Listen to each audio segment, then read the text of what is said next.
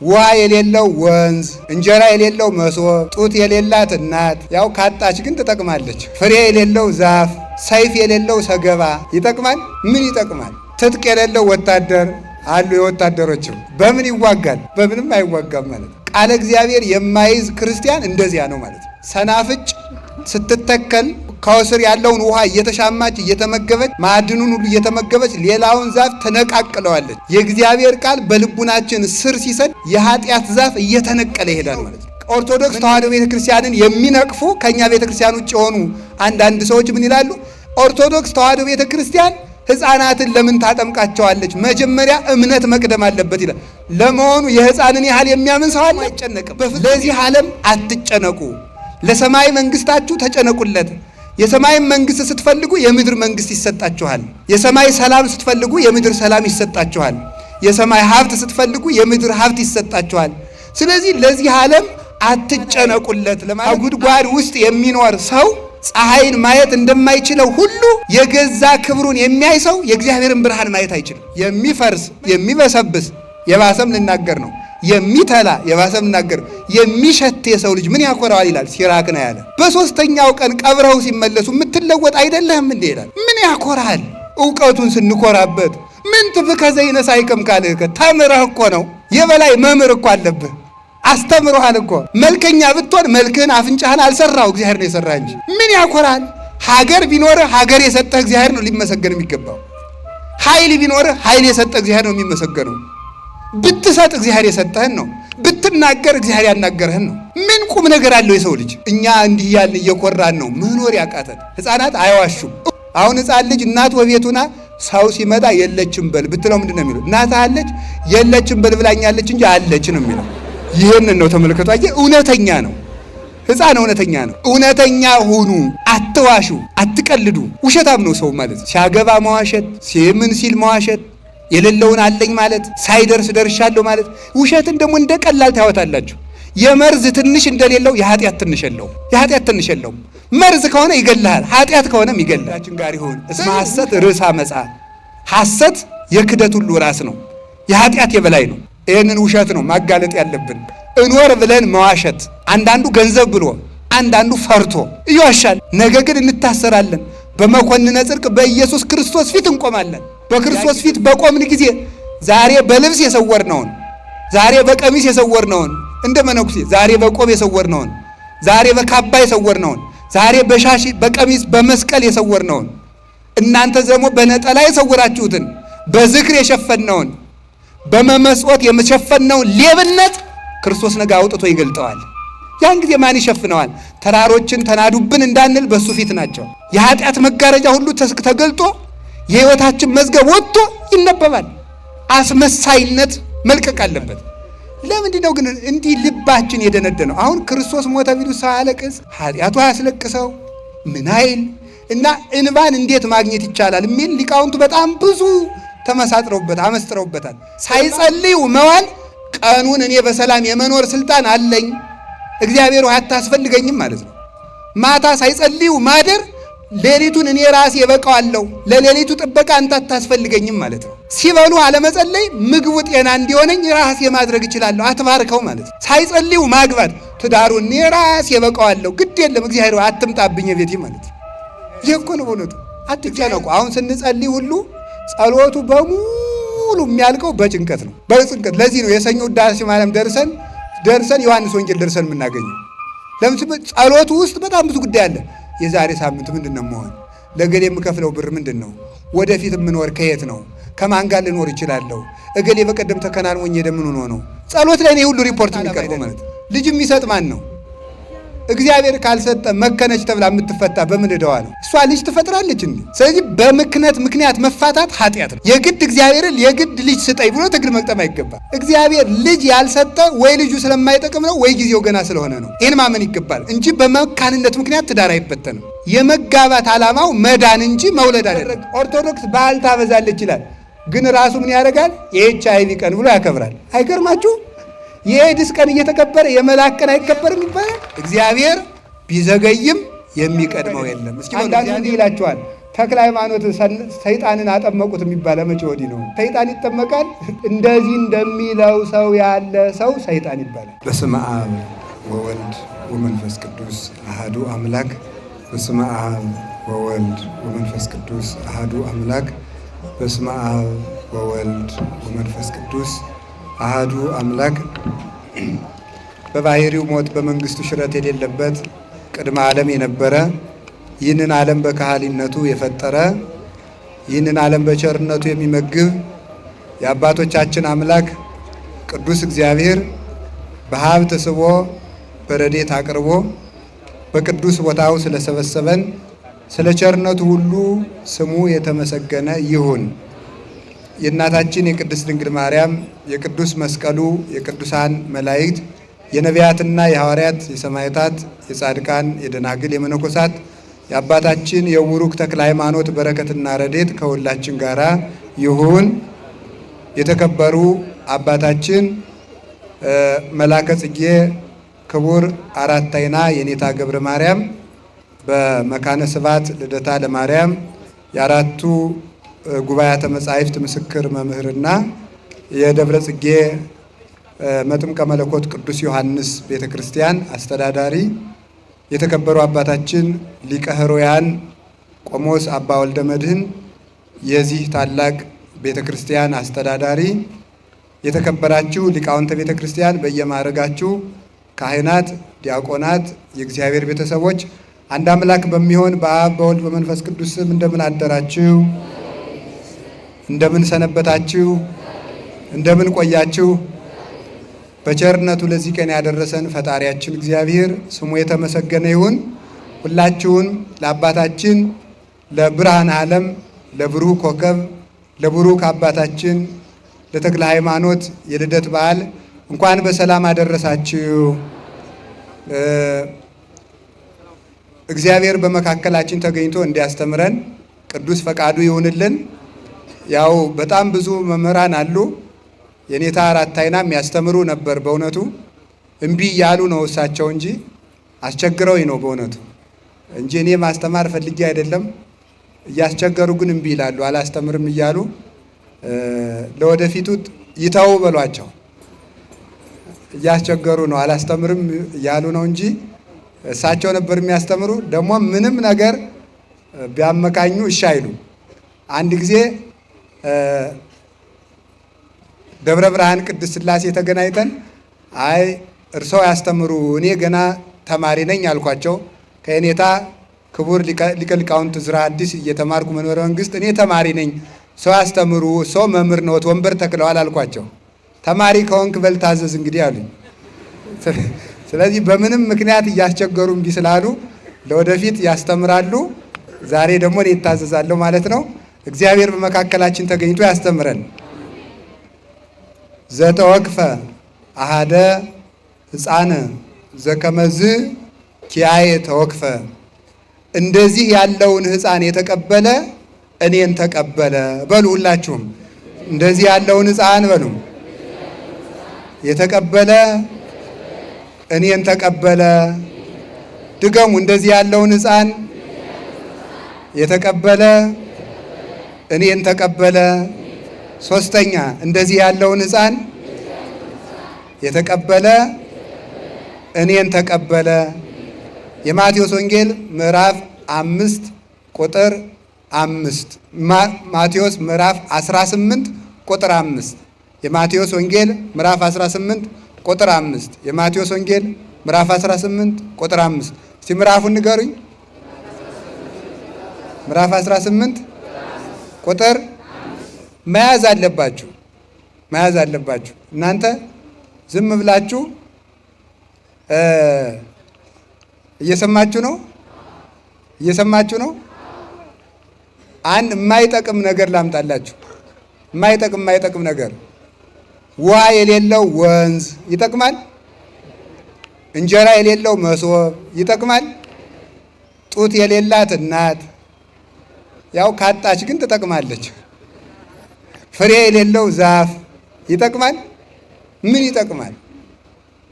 ሰይፍ የሌለው ሰገባ ይጠቅማል? ሰገባ አታውቁም? የሰይፍ መግቢያው ማለት ነው። ትጥቅ የሌለው ወታደር አሉ። የወታደሮችም በምን ይዋጋል? በምንም አይዋጋም ማለት ነው። ቃለ እግዚአብሔር የማይዝ ክርስቲያን እንደዚያ ነው ማለት ነው። እንደዚያ ነው። አጋንንትን ማሸነፍ አይችልም። አጋንንት በሕሊናው ክርክር ባነሱበት ጊዜ የኛ ሰልፋችን ጦርነታችን ከአጋንንት ጋር ነው። አጋንንትን ተከራክረን የምናሸንፍበት ሰይፍ የእግዚአብሔር ቃል ነው። ስለዚህ መያዝ አለብን። በውስጣችን የእግዚአብሔር ቃል እንደ ዛፍ ነው። ሰናፍጭ ስትተከል ከስር ያለውን ውሃ እየተሻማች እየተመገበች ማዕድኑን ሁሉ እየተመገበች ሌላውን ዛፍ ተነቃቅለዋለች። የእግዚአብሔር ቃል በልቡናችን ስር ሲሰድ የኃጢአት ዛፍ እየተነቀለ ይሄዳል ማለት ነው። መነቀል ይጀምራል። የእግዚአብሔር ቃል ግን በልቡናችን ከሌለ ግን ፈጽሞ ኃጢአት እየሰፋ እየተንሰራፋ እሾሁን እየተከለብን ይሄዳል ማለት። ስለዚህ ቃሉን መያዝ ይገባናል። እንደዚህ ያለውን ሕፃን የተቀበለ እኔን ተቀበለ። ይሄን ያለ መድኃኔዓለም ነው። እንደዚህ ያለውን ሕፃን የተቀበለ እኔን ተቀበለ ያለ ክርስቶስ ነው። ለማን ነው ያላቸው ስትሉ ለሐዋርያት ነው ያላቸው። ወመፁ ሀቤሁ አርዳዩ ለግዚ ኢየሱስ እንዘይብሉ መኑ እንጋ የአቢ በመንግሥተ ሰማያት። የጌታችን የመድኃኒታችን የኢየሱስ ክርስቶስ ደቀ መዛሙርት ወደ ጌታ በመንግሥተ ሰማያት የሚበልጥ ማን ነው እያሉ መጡ ይላል። በመንግሥተ ሰማያት እንደው ትልቅ ሰው ማን ነው እያሉ ጥያቄ እየጠየቁ መጡ ይላል። ይህ ጥያቄ የተነሳባቸው ምክንያት አለው። እኔ ነኝ ወይስ ሌላ ሰው ነው? እኔ ነኝ ወይስ ሌላ ሰው? አሁን የዚህ ቤተ ክርስቲያን አጥቢያ ምዕመናን የሆናችሁ በዚህ ዙሪያ ያላችሁ ሰዎች እንዲህ ቢባል ምን ትላላችሁ?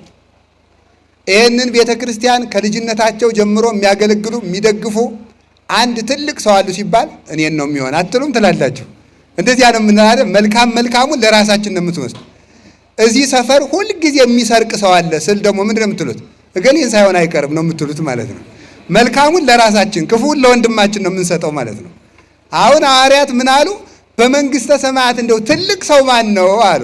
ጌታን የጠየቁት አንተነህ መባል ፈልጓል ሁሉም ማለት ነው። ይህ ክርክር የተነሳባቸው ደግሞ አስታከው ለመጠየቅ ነው። በሶስት ምክንያት ነው። ቅዱስ ጴጥሮስን ጌታ ሶስት ነገር ብሎታል። አንደኛ ስሞን ወልደ ዮና የዮና ልጅ ስሞን ሆይ አንተ ብፁዕ ነህ። ብፁዕ አንተ ስሞን ወልደ ዮና አንተ ብፁዕ ነህ፣ አንተ አለት ነህ፣ አንተ ኮክ አለት የሚል ስም አወጣልሃለሁ።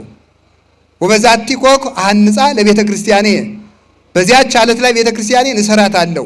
ወይክልዋ አናቅጸ ሲኦል አንቀልቅሎታ ወአማስኖታ የሲኦል ደጆች አያናውጻቱም፣ ቤተ ክርስቲያንን በአንተ አለት ላይ መሰርታታለሁ ብሎ ለቅዱስ ጴጥሮስ ጌታ አለት የሚል ስም አወጣለት።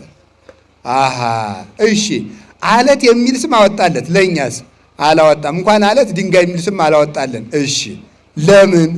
አንድ ጥያቄ በሉ። ሁለተኛ ደግሞ ምን ይላል?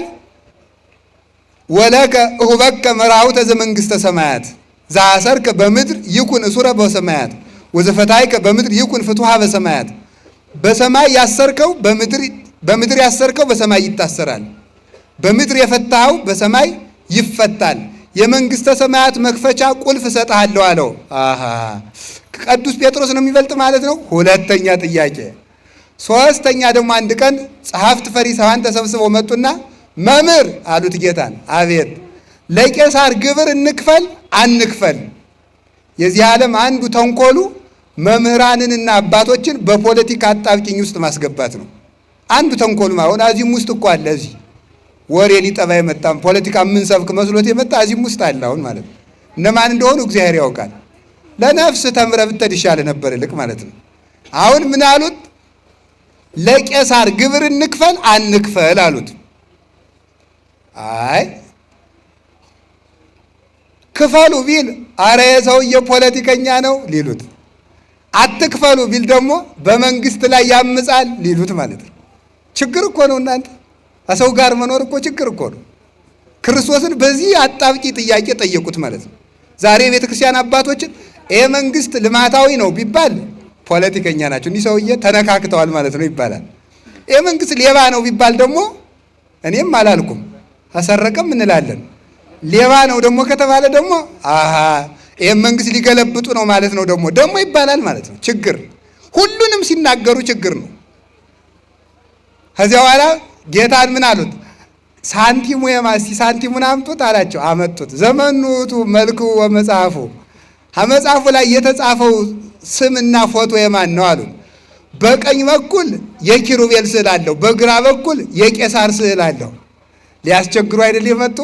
በሉ እንግዲያስ የቄሳርን ለቄሳር የእግዚአብሔርን ለእግዚአብሔር ስጡ አላቸው። ምን ማለት ይመስላል? አንድ ጎኑን ለቄሳር አንድ ጎኑን ለእግዚአብሔር ስጡ ማለት ይቻላል? አንዱን ሳንቲም አስቸግረው ስለመጡ አስቸጋሪ መልስ መልሶ ሰደዳቸው ማለት ነው። እንዳይችሉ አደረጋቸው። ጥሩ በዚህ ተረተናል አሉና ሌላ ቀን ከበድ ያለ ጥያቄ አመጡ። ለደቀ መዛሙርቱ ቀረብ አሉና መምህራችሁ ግብር የማይከፍል ለምንድን ነው አሉ። አሁን የማይታለፍ ጥያቄ አመጡ። በሐሳብ የመጣውን በሐሳብ ረታቸው። አሁን በተግባር መጡ። መምህራችሁ ለምን ግብር አይከፍልም አሉ። የነገስታት ልጆች ይገብራሉ አይገብሩም አላቸው። አይገብሩም ያስገብራሉ እንጂ። እንግዲህ እኔ የአብ የባህሪ ልጁ ገብራለሁ እንዴ? አስገብራለሁ እንጂ የንጉሥ ነገሥት የአብ ልጅ እኮ ነኝ እኔ የንጉሥ ልጅ እኔም ንጉሥ ነኝ አላቸው። ግን ከመእይታ አወቁ ህዝቡ እንዳይበጠበጥ ግን አለ ቅዱስ ጴጥሮስን ሂድና ባህር እዚያ አሳ ተቀበልና አሳ አጥማጆች ደ አሳው ግብር አምጥተህ ክፈል አለው። ከዚያ በኋላ ተመልከቱ ምን አደረገ? አሳው ሲወጣ ከአሳው ውስጥ ምን አገኘ? ወርቅ ዲናር አገኘ። ከዚያ በኋላ ያንን ከፈለ። ምን አደረግ መሰላችሁ? ሕግን ማክበር ስለሚገባው የሕግ ባለቤት ስለሆነ ግብር ከፈለ። ጌትነቱን ለመግለጥ ግን ለእኔ ባህር ትገብርልኛለች እናንተ ገብር ትሉኛላችሁ አላቸው። እኔ ባህርን የማስገብር የባህር ፈጣሪዋ ነኝ። እንስሳት አራዊት ለእኔ አውቀው ይገብራሉ። ምድር ትገብርልኛለች፣ ሰማይ ለእኔ ይገብራል። ይባርክዎ ኩሉ ግብረ እግዚእ ለእግዚአብሔር። እግዚአብሔር የፈጠራቸው ፍጥረታት ሁሉ የምስጋና ግብርን ለእግዚአብሔር ያወጣሉ። ለእኔም ለአንተም ክፈል ብሎታል ቅዱስ ጴጥሮስን። እንግዲህ ቅዱስ ጴጥሮስን ለእኔም ለአንተም ግብር ክፈል ካለው ቅዱስ ጴጥሮስን ከራሱ ጋር እኩል እያደረገው ስለሆነ ጴጥሮስ ነው የሚበልጥ ማለት ነው። ቁርጡን ይንገረን ዛሬ አሉ ሐዋርያት። ሶስት ነገር ለይቶ ስላደረገለት ዛሬ ቁርጡን ማወቅ አለብን። ማን ነው ትልቅ ብለው ጠየቁት። እሱ ደግሞ ነገሩን ከጉዳይ ያወጣና ወፀዋ አሃደ ሕፃነ ወአቀመ ማእከሌሆሙ ነገሩን ጴጥሮስንም ሳይጠራ ዮሐንስንም ሳይጠራ ቶማስንም ሳይጠራ ሌላውንም ሳይጠራ አንድ ሕፃን መጣና ከመካከላቸው አቆመ። ሕፃን ነው። ያን ሕፃን አቆመና ምን አላቸው? አማን አማን እብለክሙ እመ ኢተመየጥክሙ ከመዝንቱ ሕፃን ኢትበጉ ውስተ መንግሥተ እግዚአብሔር። እውነት እውነት እላችኋለሁ ካልተመለሳችሁ እንደዚህ ሕፃን ካልሆናችሁ መንግሥተ ሰማያት አትገቡም አለ። ዛታሃተ ርእሶ ከመዝንቱ ሕፃን ውእቱ የአቢ በመንግሥተ ሰማያት። እንደዚህ ሕፃን ራሱን ዝቅ ያደረገ ሰው በመንግሥተ ሰማያት ትልቅ ሰው የሚባለው ይህ ነው አላቸው። እንደ ሕፃን ካልሆናችሁ መንግሥተ ሰማያት አትገቡም አላቸው። እንደ ሕፃን ካልሆናችሁ ማለት ምን ማለት ነው? ይችን ልንገራችሁ።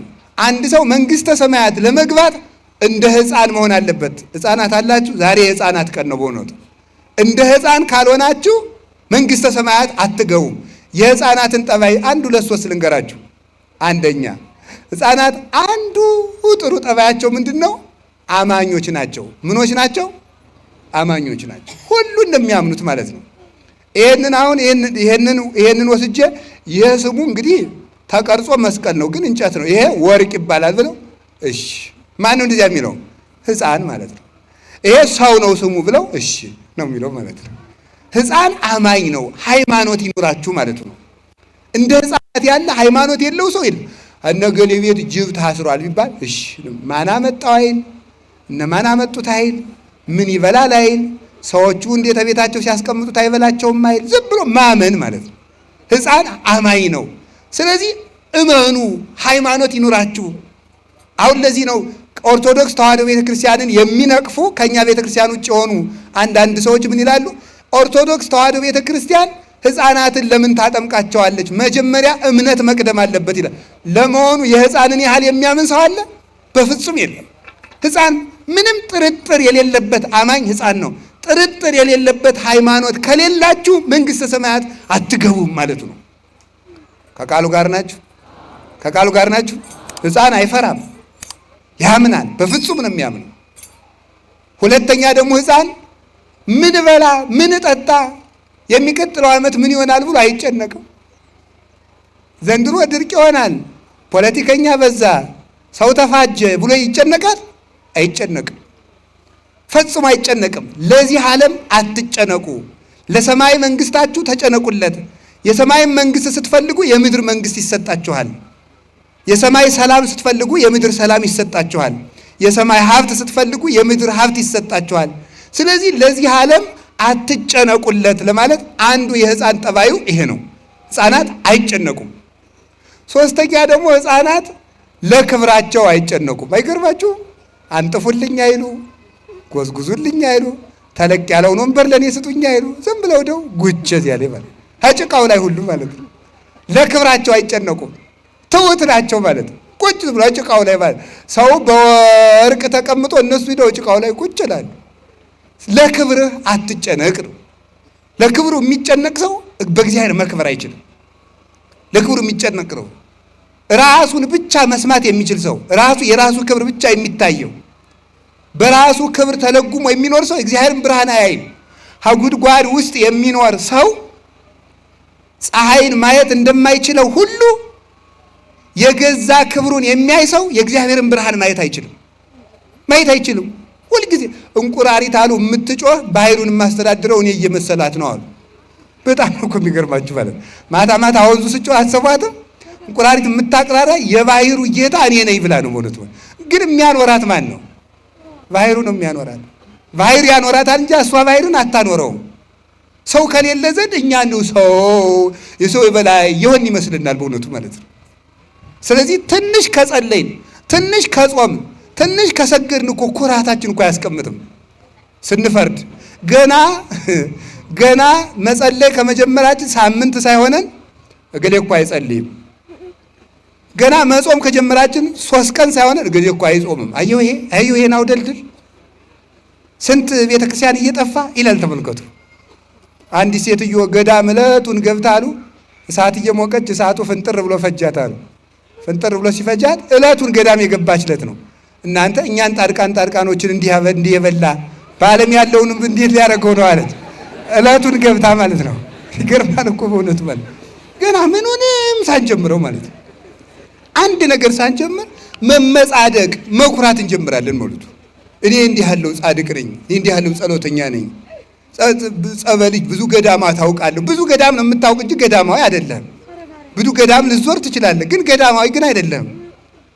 እንኳን ጸሎተኛ ልሆን ስለ ጸሎት እንኳን እውቅና የለንም።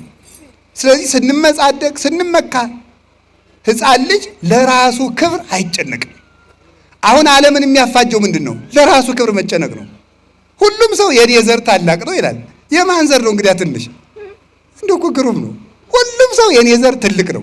ሁሉንም ሰው ስሙት ማለት እኛ ኢትዮጵያውያን ደግሞ ስትሄዱ እኛ ሶማሊያውያን፣ ቀጥል እኛ ናይጄሪያውያን፣ ቀጥል እኛ ሞሮኮውያን፣ ሁሉም ማለት ነው። እኛ እንደዚህ እኛ እንደዚህ እንዲህ ያለውን ኩራት ነው መተው። ልናገር አንድ ቃል አይከፋችሁም?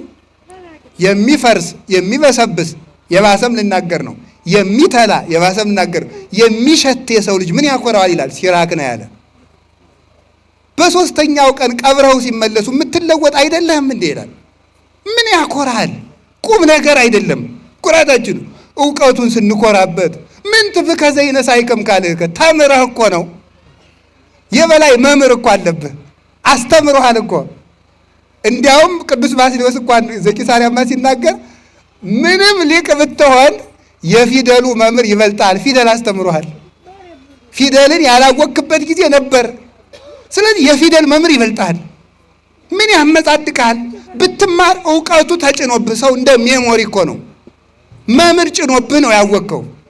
መልከኛ ብትሆን መልክህን አፍንጫህን አልሰራው እግዚአብሔር ነው የሰራ እንጂ። ምን ያኮራል?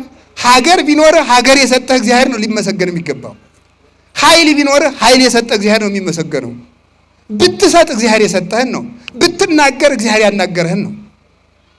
ምን ቁም ነገር አለው የሰው ልጅ? እኛ እንዲህ ያልን እየኮራን ነው መኖር ያቃተን፣ ከሰው ጋር መኖር ያቃተን፣ ባልና ሚስት መኖር ያቃታቸው እኔ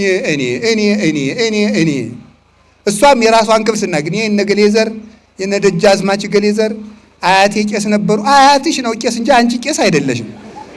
አያቴ ቄስ ነበሩ፣ አጎቴ መርጌታ ናቸው። ምንም ቁም ነገር የለው። አንተ ምንድነህ ነው ቁም ነገሩ? እንደነ አያቴ ግብረ ሰላም ሲያበሉ ግሩም ነበር። አንተ ግን እየሰረክ ትበላለህ። እኛ ጎንደሮች ፈትፍተን የምናበለ የድሮዎቹ ይፈተፍቱ ነበር። አንተ የሰው አንገት ልትፈተፍት ነው። አናውቃችሁም? በየመንደሩ ሞባይል አንገት እያላችሁ እየቀማችሁ ይሄንን ነው ተመልከቱ። በቀድሞ መኩራተተን በራሳችን ይህን መመጻደቃችን መተው አለብን። እኔ ምንድነኝ? እስኪ እኔ ምንድነኝ በሉ ንገሩኝ እንጂ እኔ ምንድነኝ ማለት የሚገባው ይሄ ነው ማለት ነው። አንዱ ባንዱ ቅዱሳን አባቶቻችን የራሳቸው ክብር አይታያቸውም፣ የሌላው ክብር ነው የሚታያቸው። እንደ ትዕቢት ያለ በሽታ የለም በእውነቱ ማለት ነው። እንደ ትዕቢት ያለ በሽታ፣ ራስን ከፍ እንደማድረግ ያለ በሽታ ፈጽሞ የለም። ብእሲ ዘየአቢ ርእሶ ይመስል ከመብሲ ዘይጽያን ዲበ ሳሬት ወፍጡነ ይወድቅ። በራሱ የሚመካ ሰው በሸረሪት ድር ላይ ተጭኖ ምን የሚል ሰው ይመስላል? በሸረሪት ድር ላይ ተጭኖ እራመዳለሁ የሚል ይመስላል። ተበጥሶ ፈጥኖ እንደሚጥለው በራሱ የሚመካ ሰው ፈጥኖ ይወድቃል። በስልጣኑ ቢመካ፣ በሁሉ ቢመካ። ክርስቲያኖችን የሚጨፈጭፍ አንድ ጨካኝ ንጉሥ ነበረ። ክርስቲያኖችን ከውሻ ጋር እያታገለ የሚዝናና የሚደሰት፣ ከውሻ ጋር እያበላ እሱ የሚስቅ ሰው ነበረ። ሰው ገሎ እጁን በደም የሚታጠብ ሰው ነበረ። ማን የኔ ሰራዊት ምድር ጠበባት፣ ምን ይቻላቸው፣ እኔን የሚዋጋ ማን ነው አለ። ሌላ የፋርስ ንጉሥ መጣና ሰራዊቱን ጨርሶ እሱንም ማርኮ ወስዶ ከዙፋኑ ስር አስጎንብሶ ወደ አልጋው ሲወጣ እሱን እየተረገጠ ይወጣ ነበር። እንደዚህ ያደርጋል እግዚአብሔር ማለት ነው። እንደዚህ ያደርጋል። ጎንደር ላይ አፄ ቴዎድሮስ ሰውን ሁሉ ተሰብስበው እግዚአብሔር ምን ያደርጋል የሚል ጥያቄ ጠየቁ አሉ። እግዚአብሔር ምን ያደርጋል ብለው ሊቃውንቱ ጠየቁ። ሁሉም ሊቃውንቱ እግዚአብሔር ማለት ምን ፈጥሯል፣ እግዚአብሔር እንዲህ ብሏል እያሉ መለሱ። አንድ ተማሪ እኔ ልመልስ አለ እና አበላሉት። አይ እንግዲህ ጠያቂ እህታችሁ ነው፣ ተጠያቂ ወንበሩ ነው የሚጠየቅ፣ እኔ ወንበር ልሁን ሰው ቁመው ይጠይቁ አላቸው። ሕግ አይደል? ምን ያደርጋሉ? ለቀቁ። ወንበራቸው ተቀመጠና እግዚአብሔር እንዲህ ያደርጋል አላቸው። ምን ያደርጋል? እግዚአብሔር ምን ያደርጋል? እንዲህ ያደርጋል። እሰውን አስለቅቆ ሌላ ሰው ይሾማል ማለት ነው። እግዚአብሔር እንዲህ ያደርጋል። ስለዚህ ተመልከቱ፣ ዙሮ ማየት። ሰው ሲሾም ያልተሾመ ሰው እንደነበረ ይረሳዋል። አመድ እንደነበረ ይረሳዋል። እናቱ ስንት ነገር አድርጋ እንዳሳደገችው ይረሳዋል። ዙሮ ማየት አይችልም። ስለዚህ ለራሳችሁ አትጨነቁ። የምትጨነቁት ለባልንጀራችሁ ይሁን ለማለት እንደ ሕፃን ሁኑ አለ። እንደ ሕፃን የሚሆን አይምሮ እግዚአብሔር ያድለን። በራሳችን የማይኮራ አሁን ሰው ሁሉ ኩራቱ በእውነቱ ማለት ነው። በእኛ ቤት ራሱ ስትመጻደው በእኛ ቤት ያለው ምጽድቅ ብታዩት በቤተ ክህነት መምህራኑ ሁሉ አይደሉም፣ እንደው አንዳንዱ ማለት ነው። አንዳንዱ ሲመጻደቅ እንደዚህ አድርጎ ማለት ነው። አይታችሁኛል?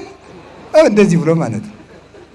የድጓ መምህር ነው፣ አቋቋም መምህር ነው፣ የቅኔ መምህር ነው። እንደዚህ አድርጎ መመጻደቅ ማለት ነው። በሉ እናንተ በሱ እንደዚህ ማለት ነው። መመጻደቅ ማለት ይሄ ነው ማለት ነው። ይሄ ነው እግዚአብሔር የማይወደው ማለት ነው። አሁን ምንድነው ኋላ ሌላኛው ያ በተለይ ወይ ዝማሜ የማይችለው ወይ ጸናጽል የማይችለው ሲያበላሽ ለመሳቅ ማለት ነው።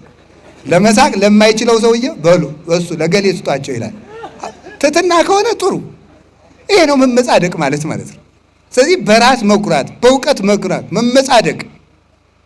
እናንተም ትመጻደቃላችሁ፣ ዲያቆኑ ይመጻደቃል። ሲቀድስ ንስማ በውጭ ነስማይ ማይኩ ቅረጸው ይላል ማለት ነው። ሊል ይችላል ነው። እዚህ ያሉ ዲያቆናት አይሉ እንደዚህ ማለት መመጻደቅ። እናንተ መመጻደቅ፣ በመስጠታችሁ በመጻደቅ፣ ሰበካ ጉባኤ መሆናችሁ በመመጻደቅ፣ ቤተክርስቲያን በመስረታችሁ በመመጻደቅ፣ ዝክር በመዘከራችን መመጻደቅ፣ በሁሉ ነገር መኩራት። እንዲህ ያለ ነገር ፈጥኖ ይጥላል። ይህንን ቤት ያደረገው የተፈጨ አሸዋ ተጠራቅሞ ነው። እኛ የቆምነው ህብረት ስላለንና እግዚአብሔር ብናኝ የነበርነውን አፈር አጠራቅሞ ስለሰራን ነው እግዚአብሔር ስላቆመን ነው እንጂ በራሳችን የቆምነው ነገር የለም። ይሄ ከዚህ ቤት ተመልከቱ። አንድ ጠጠር መቀነስ ብንጀምር ቤቱ መናድ ይጀምራል። እግዚአብሔር አንዲት ነገር ቢቀንስ የምንናድነን ሁላችንም። ይሄንን ነው መኩራትና ራስን ማየት እንደ አውራ ዶሮ ዝም ብሎ መኩራት።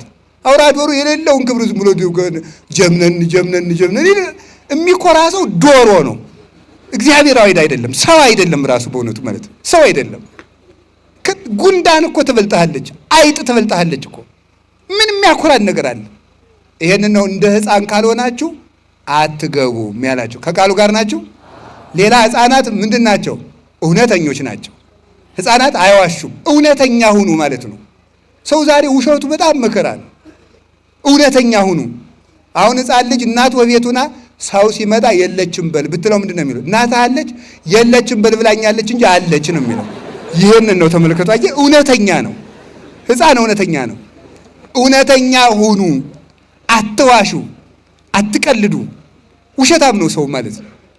ሲያገባ መዋሸት፣ ምን ሲል መዋሸት፣ የሌለውን አለኝ ማለት፣ ሳይደርስ ደርሻለሁ ማለት። ውሸትን ደግሞ እንደ ቀላል ታወታላችሁ። የመርዝ ትንሽ እንደሌለው የኃጢአት ትንሽ የለውም። የኃጢአት ትንሽ የለውም። መርዝ ከሆነ ይገላል፣ ኃጢአት ከሆነም ይገላል። ስለዚህ ውሸትን ሰው ዛሬ አቀሎታል። ኃጢአት የሚመስለው ወይ መግደል ወይ ዝሙት ብቻ ነው የሚመስለው፣ ወይ መስረቅ ነው።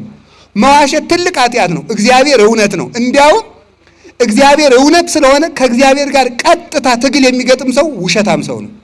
እግዚአብሔር እውነት ነውና አትዋሹ፣ እውነተኛ ሁኑ። የሌላችሁን አለኝ አትብሉ፣ ያላችሁን የለኝም አትበሉ። ከቃሉ ጋር ናችሁ። እግዚአብሔር ከሁላችን ጋር ይሁን። እስመ ሐሰት ርእሰ አመጻ፣ ሐሰት የክደት ሁሉ ራስ ነው፣ የኃጢአት የበላይ ነው። ይህንን ውሸት ነው ማጋለጥ ያለብን። እንወር ብለን መዋሸት ፍጹም ነውር ነው በእውነቱ ማለት ነው። ነገ ለሚታሰር አንደበት ማለት ነው።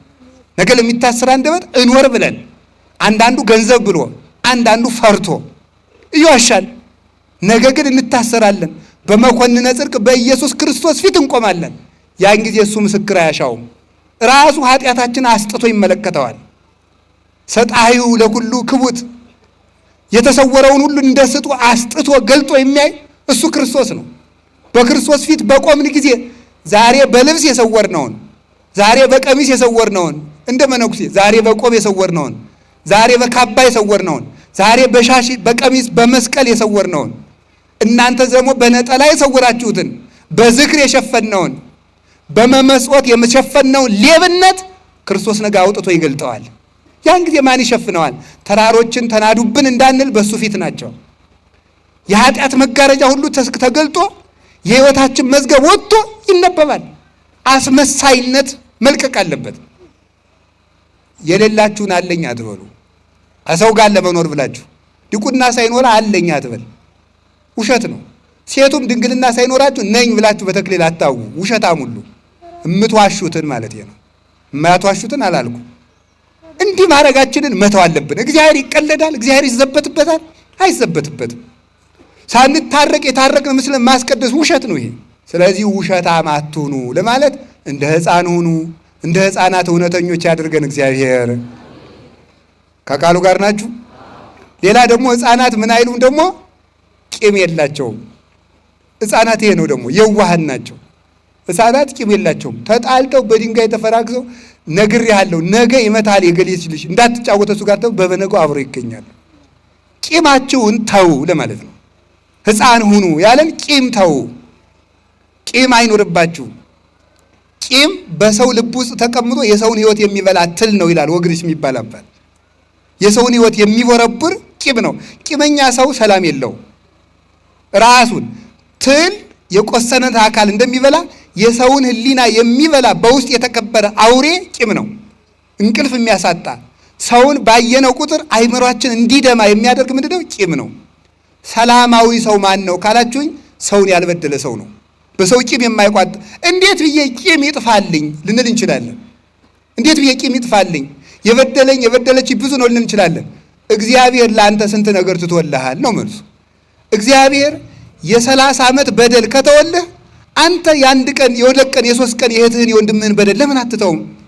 እግዚአብሔርን ሁሉ ዕዳ ትቶልሃል። ሰርቀህ ዝም፣ ዘሙተህ ዝም፣ አመንዝረህ ዝም፣ ተሳድበህ ዝም፣ ደብድበህ ዝም፣ እግዚአብሔርን ሁሉ ዝም ብሎ አይተዋል። ምን አለ አንተ የአንድ ቀን የሶስት ቀን 1 ዓመት ይሄን ሰውዬ ከቻልኩት 5 ዓመት ይሄ ነው። እግዚአብሔር እድሜ ዘመንህን አንተን ችሎ የለም ወይ? አንተን እንዲህ አድርጎ ከቻለ ለምን አትችልም? ህድጉ ወይ ሀድግ ለክሙ ስራዩ ወይ ሰሪ ለክሙ ይላል ዮሐንስ አፈወርቅ በቅዳሴ። እናንተም ተው እሱም ይተውላችኋል፣ እናንተ ይቅር በሉ እሱም ይቅር ይላችኋል አለ። ይቅር እንዲለን ይቅር ማለት አለብን፣ እንዲተውልን መተው አለብን። ይሄንን ነው አይምሯችን ይቅር እንዲል እንደ ሕፃናት ሁኑ ያለ። ከደበደቧችሁ ሰዎች ጋር፣ ከጠሏችሁ ሰዎች ጋር፣ ከቀሟችሁ ሰዎች ጋር አብራችሁ ኑሩ። ሰላማዊ ሰው እግዚአብሔርን የሚመስል ሰው እንኳን ከሰው ጋር ከአውሬ ጋር መኖር ያውቃል። ክፉ ሰው ደግሞ ከራሱ ጋር ከሆነ መኖር አይችልም። ከራሱ ጋር እንዲያውም ዮሐንስ አፈወርቅ ሲናገር 3 አይነት ጦርነቶች አሉ ይላል። ሀገር ከሀገር ጋር፣ ህዝብ ከህዝብ ጋርና ሰው ከራሱ ጋር የሚያደርገው 3 ጦርነት አለ ይላል። 2ቱ ጦርነቶች የሚወለዱት ከመጀመሪያው ጦርነት ነው። አይገርማችሁም? የመጀመሪያው ጦርነት ምንድን ነው? ሰው ከራሱ ጋር የሚያደርገው ጦርነት ነው። ከራሱ ጋር ያልታረቀ ሰው ከሰው ጋር መኖር አይችልም። ከሰው ጋር መኖር ያልቻለ ሰው ህዝብና ህዝብን ያባላል። ህዝብ ጋር መኖር ያልቻለ ሰው ሀገርን ከሀገር ጋር ያጣላል። ከራሱ ጋር የታረቀ ሰው ግን ከሰው ሁሉ ጋር መኖር ይችላል። አልፎም ከፍጥረታት ጋር ሰላም መሆን ይችላል ማለት ነው። ከቃሉ ጋር ናችሁ። እግዚአብሔር ከሁላችን ጋር ይሁን። መቼም እስከ ልደት ድረስ እንደምትታረቁ እርግጠኛ ነን አይደል? የቤት ስራ እየሰጠዋችሁ ነው። ያልታረቃችሁ ሰዎች እስከ 29 ድረስ እንድትታረቁ። ይህንን ነው እንደ ሕፃናት ካልሆናችሁ መንግሥተ ሰማያት አትገቡም ብሎ ጌታ የተናገረ። ከቃሉ ጋር ናችሁ። ሌላ ደግሞ የሕፃን ጠባይ፣ ሕፃን አንዱ አካሉ ምንድን ነው? አካሉ ቀላል ነው ይላል። ደግሞ ይገርማል። ደግሞ አካሉ ምንድን ነው?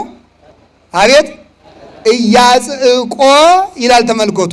በውስተ ኩሉ ፍናው ይላል። ተመልከቱ። በቀጭን መንገድ ለመሄድ አካሉ አያስቸግረውም። ሕፃን ልጅ ሹሉክሉክሉክ ትላለች በጠባቧ ሁሉ ማለት ነው። አጭር ነው፣ ቀጭን ነው። ስለዚህ በፈለገው ማለፍ ይፈልጋል።